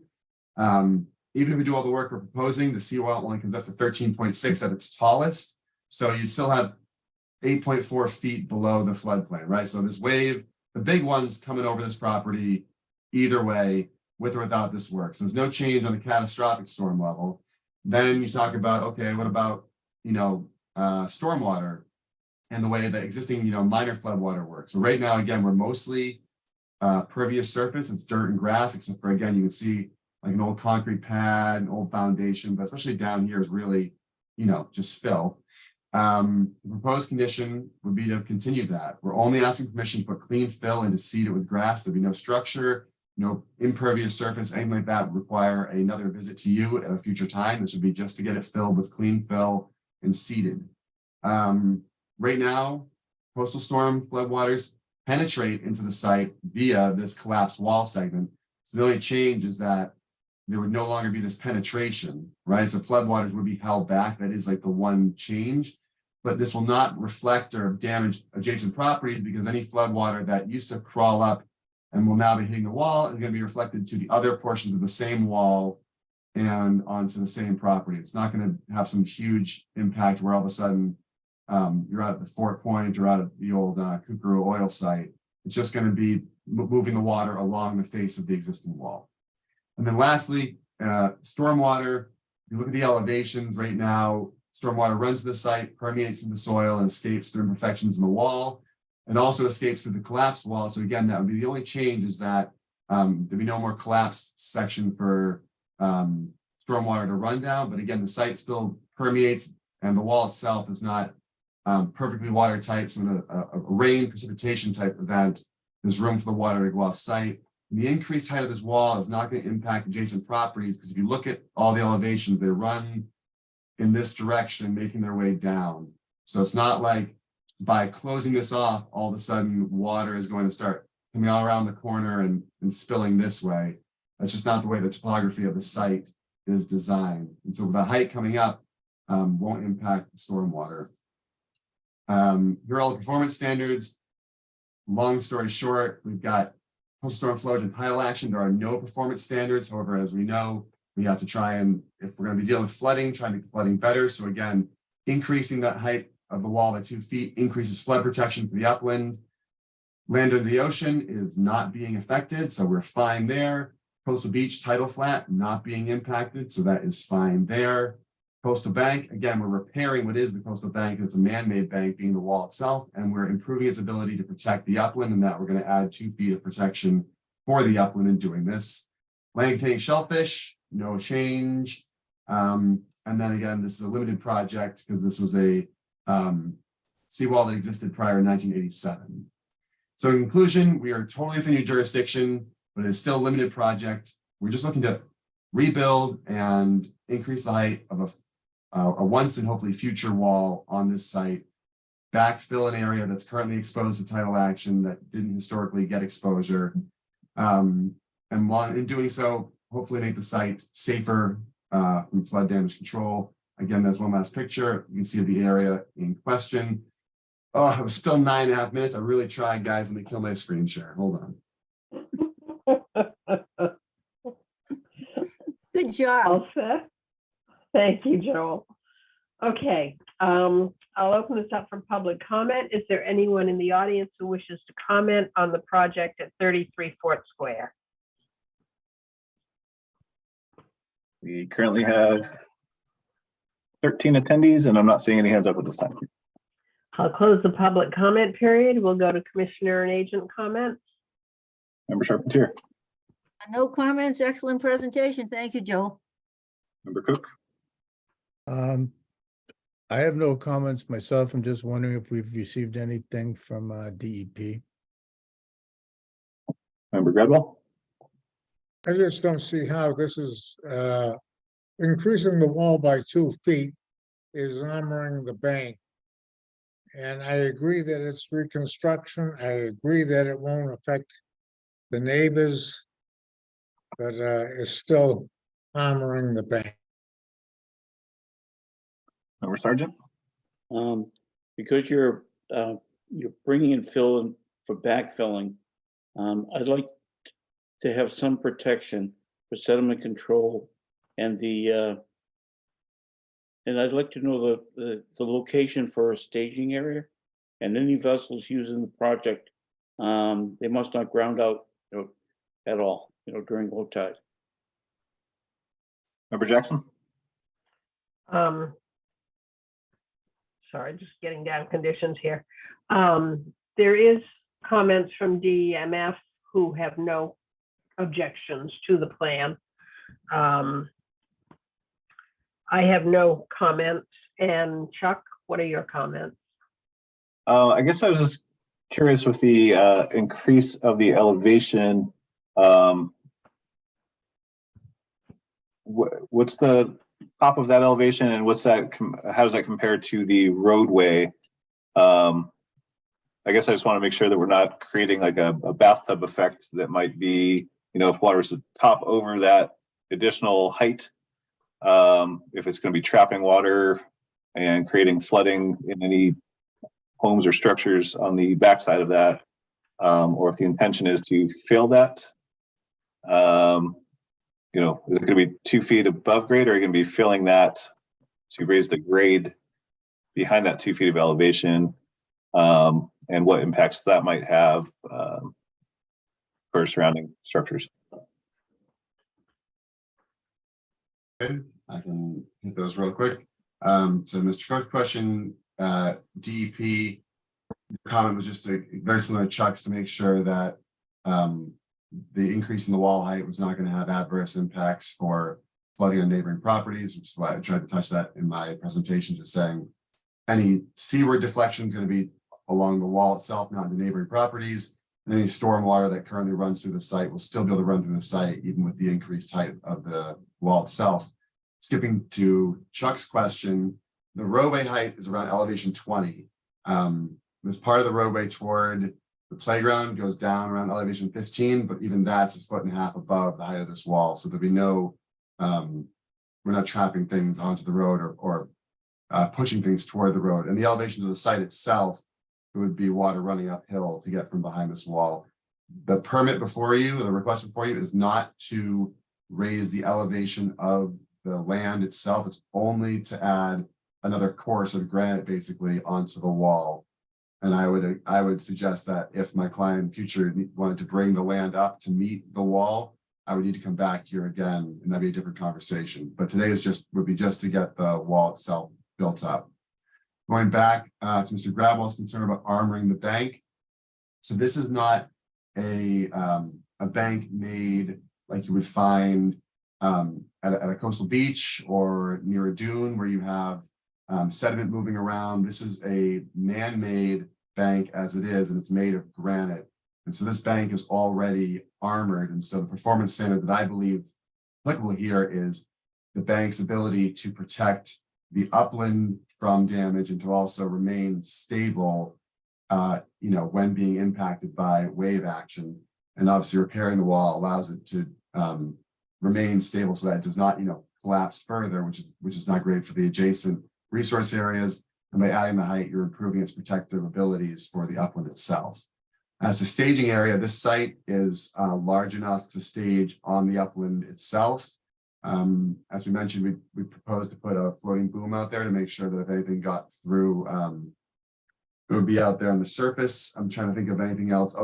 I would gladly accept the condition if there's an order issued tonight that any vessels that would be used to do seaside wall work, would not be allowed to ground out. They come with the tides to make sure they were floating to do their work. That's no problem. It may also just be hand, but at low tide, you can kind of walk down. Someone just be able to walk down there at low tide if necessary, but that condition would be fine with us. Otherwise, staging from the site is no problem. They have plenty of room. Is there a Chapter 91 license for this?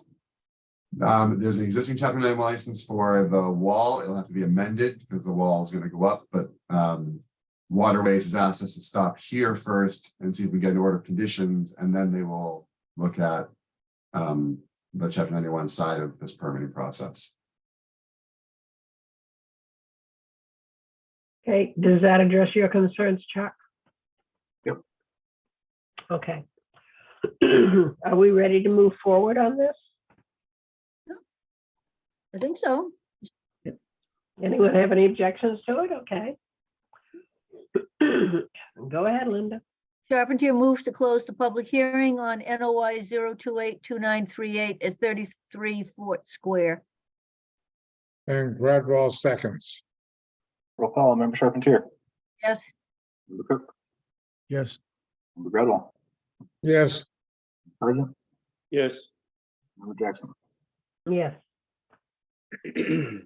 Charpentier moves to approve NOI 0282938 with the aforementioned conditions of sediment control and no grounding out of equipment during low tide. Gradwell seconds. Roll call, Member Charpentier. Yes. Member Cook.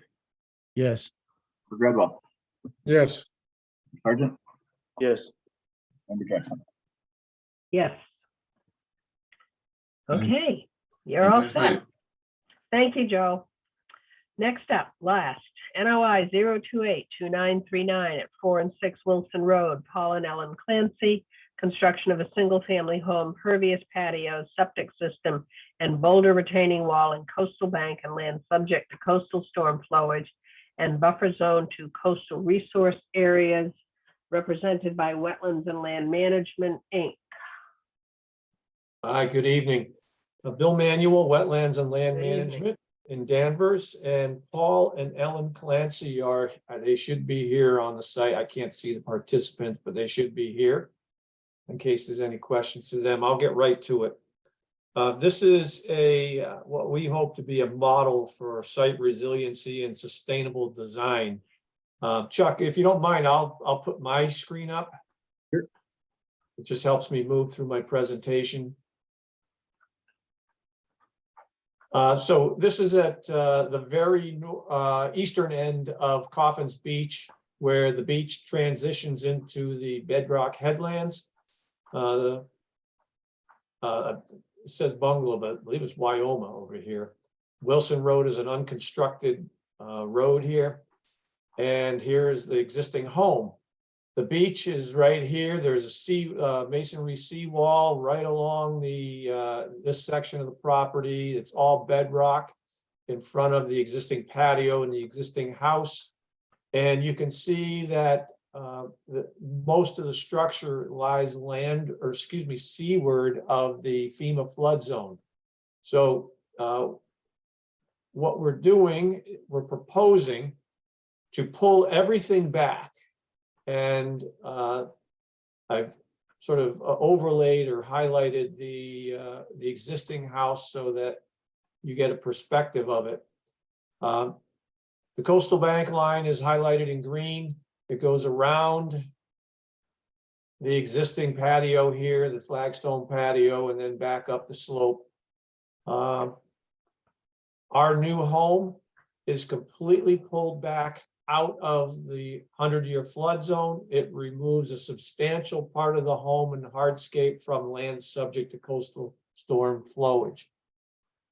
Let me briefly walk you through the stages that the owners have gone through to get to this point. The very first thing they did, beginning about perhaps a couple of years ago now, was to contract a study to do a site-specific flood study on this property. And they were able to get a letter of map revision from FEMA. And so that new FEMA flood zone is goes across the property just like this. Basically, the coastal bank coincides with the new FEMA line. The next thing they did after getting a house design was they went to the Zoning Board of Appeals and obtained a variance to be able to move the new structure within 5 feet of this back line here. So they've got a variance in hand now to be able to pull the structure basically as far away as possible from the flood zone. And you can see that they've achieved that in getting the proposed structure completely outside the 100-year flood zone. They've designed a home and hardscape design that essentially matches what's there. So, you know, you would think pulling this back, they have a lot extra land to work with and they could expand on that. Well, that's not what they did. They have a impervious area calculation that's within 4 square feet of the existing conditions. So they did not maximize the site. They were very conscientious of the limitations of this property and came back with a concept that matches what was there. This entire area, this entire hardscape is now gone and in the proposed design, and we're going to restore this as a coastal bank. You can see the proposed grading here. They will essentially work right over that patio and build the grading up to these retaining walls. We use a lot of retaining walls here on the site so that we can keep everything to the landward side of the FEMA flood zone. We've removed about 1,275 square feet of structure and hardscape from the coastal flood zone. This area over here, it's highly invaded with invasive species. Even though our impervious area calculations essentially are 0, it's +4 square feet, we've given you 3,000 square feet of mitigation to remove this tangle of bittersweet and honeysuckle and replace that with native species. We have preserved over 13,000 square feet of indigenous vegetation along the waterfront of the property. Between the slope restoration here and the preservation of the existing vegetation along the entire waterfront, that's where the sustainability and the resiliency comes in. They didn't try to push forward or you know, take out the vegetation all along the coast. It serves a very important purpose, and that's why they've chosen to retain all of that vegetation. The project will impact 7 trees that fall within the structures of the terrace or primarily impacted because of moving the house closer to Wilson Road. We're going to give you back 14 trees. On the next sheet of this plan set, we do have a landscape concept. I won't call this a final landscape design, but this illustrates where we're going to remove invasive species, where we're going to do additional plantings with native species. And those specifications are on the plan. The tree removal summary is here, 7 trees removed, 14 to replaced. We have the species, they're all native specimens. And then we have a planting summary for all the this area, and this area that we're going to restore as native planting. And then finally, the last figure on the plan set is the construction control plan. There is obviously the existing home is going to be demoed. We're going to have a construction fencing or high-vis orange fencing surrounding the demo area. When obviously all the demo occurs from the landward side, everything gets loaded onto a truck or a container and carted off site. During construction, we not only have a straw wattle that will be installed, but specifications on the plan show a mesh reinforced silt fence that will go along the edge of construction. That's shown here on this sheet. It'll go along the edge of grading and construction to make sure that we have a redundant erosion control system. So we've done a tremendous job here in preserving what we have on the site, moving it as far away as possible, giving you quite a bit of restoration in the process, and positioning the home so that it anticipates and is proactive for whatever effects that the changing climate and sea level rise might have on this property. We hope you look at this as excited as we are.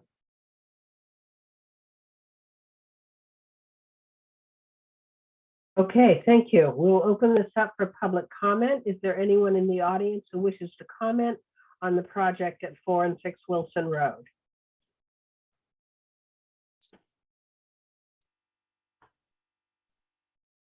Sorry, I'm muted. We currently have 11 attendees and there are no hands up at this time. Okay, I'll close the public comment period. We'll go through commissioner and agent comments. Member Charpentier, Great project, no comments. Member Cook, No comments. Member Gradwell, No comment. Member Sargent, I'd like a 2-year monitoring for the mortality mitigation plantings. Member Jackson, No comment. He answered all my questions in his plans. I think it looks like a great project.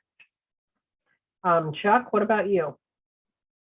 yeah, I like this project. I guess my main concern would be just making sure that all material that's being taken out, close to the water there is secured and taken off site, so we're not getting stuff washing down onto the beach there. Okay. All set? Yes. Those All right. conditions are okay with you, Mr. Manuel? Absolutely easily done. Okay, go for it, Linda. Charpentier moves to close the public hearing for NOI 0282939 at 4 and 6 Wilson Road. And Gradwell seconds. Roll call, Member Charpentier, Yes. Member Cook, Yes. Member Gradwell, Yes. Member Sargent, Yes. Member Jackson. Yes. Charpentier moves to approve NOI 0282939 at 4 and 6 Wilson Road with the aforementioned conditions of 2-year mortality for the mitigation plantings and control and removal of construction materials and debris. And Gradwell seconds. Roll call, Member Charpentier, Yes. Member Cook, Yes. Member Gradwell, Yes. Member Sargent, Yes. and Member Jackson. Yes. You are set. Thank you. Thank you very much. Thanks for a good project. Commission did a real heroic effort tonight. That's just really impressive. the way Yeah. You moved through that agenda. Good night. Thank you. Good night. Thank you. Good night. Okay, certificates of compliance. Chuck has said that he has no issues on any of these. I would like to clarify that on the 345 Cliff Roads, they are lots 1, 2, and 3, I believe, Chuck. They are, yes, I'm sorry. Yeah, okay. So Linda, do you want to Yep. deal with it? Yeah. Charpentier moves to approve the following certificates. Can we do them all at once, or do you want to do them one at a time? All at once. Okay, Charpentier moves to approve RCOC 0282688 at 640 Washington Street. RCOC 0282603, 45 Cliff Road, Lot 1. RCOC 0282604, 45 Cliff Road, Lot 2. RCOC 0282605, 45 Cliff Road, Lot 3. RCOC 0282510, 14 Hart Street. and RCOC 0282741 12 Ocean Highlands. And Gradwell seconds.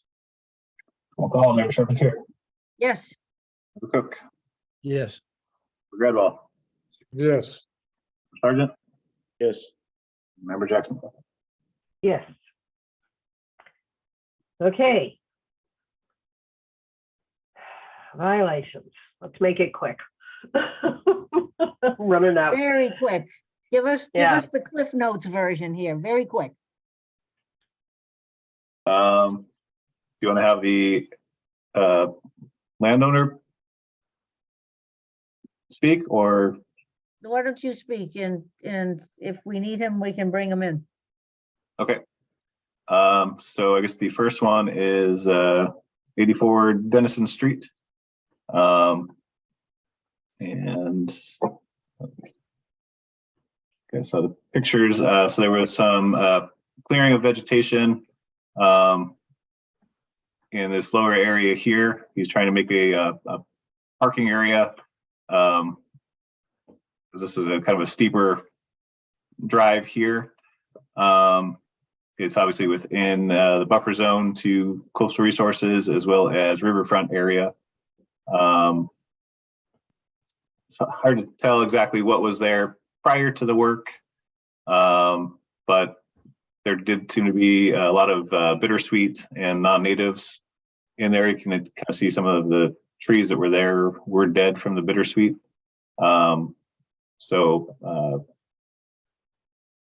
There are some concerns with some of the dirt that's built up around the edges of the trees. That would probably be good to get off of the root systems in some of those areas. He has placed the gravel in the front to contain any kind of runoff as well as a wattle, and has planted some grass seed in there to kind of stabilize it. So I don't know if you guys want to have him proceed under a NOI or an RDA or something, or maintain this as a violation or enforcement order. Why don't we go through commissioner comments? Member Charpentier? I think there's got to be some sort of an documentation of this, and it looks like after the fact at this point, right? Member Cook? Same thing. Yeah, I think, if they hadn't already done it, I'd probably say we might have been able to get away with the RDA, but I think we're gonna need to ask for NOI now. Member Gradwell? as Bill says, if they hadn't already done it, it wouldn't be very much of a situation. There's only a little bit that's under our jurisdiction, not the whole lot. Member Sergeant? I'm in favor of after the fact NOI. Member Jackson? I think there should be something. I don't really care whether it's an RDA or an NOI, but people seem to be favoring an NOI, so I'm good with it. I'm good with one. Okay. Okay. So I will speak with the applicant or the homeowner and have them file as a after the fact NOI. Okay. Thank you. What about 6 Waukeeta? Let's see. Mr. Ottenheimer is going to be representing them. I don't know if you want to have him speak or. Why don't you do it, and let's move through it. It's 9:45. All right. So this is an area that still needs to be determined exactly what the resource area is. It's potentially within within Dune. And there was some clearing of vegetation behind the house. Some confusion about whether there's going to be a patio installed there. the homeowner says they do not want to have a patio there. So I think the idea at this point is to kind of revegetate this area after it's delineated and figured out exactly what the resource area is. Oh, I'm sorry, I wasn't sharing my screen. So there's some photos of the cleared area where the vegetation was removed. And so as at this point, our understanding is that they want to basically revegetate that area.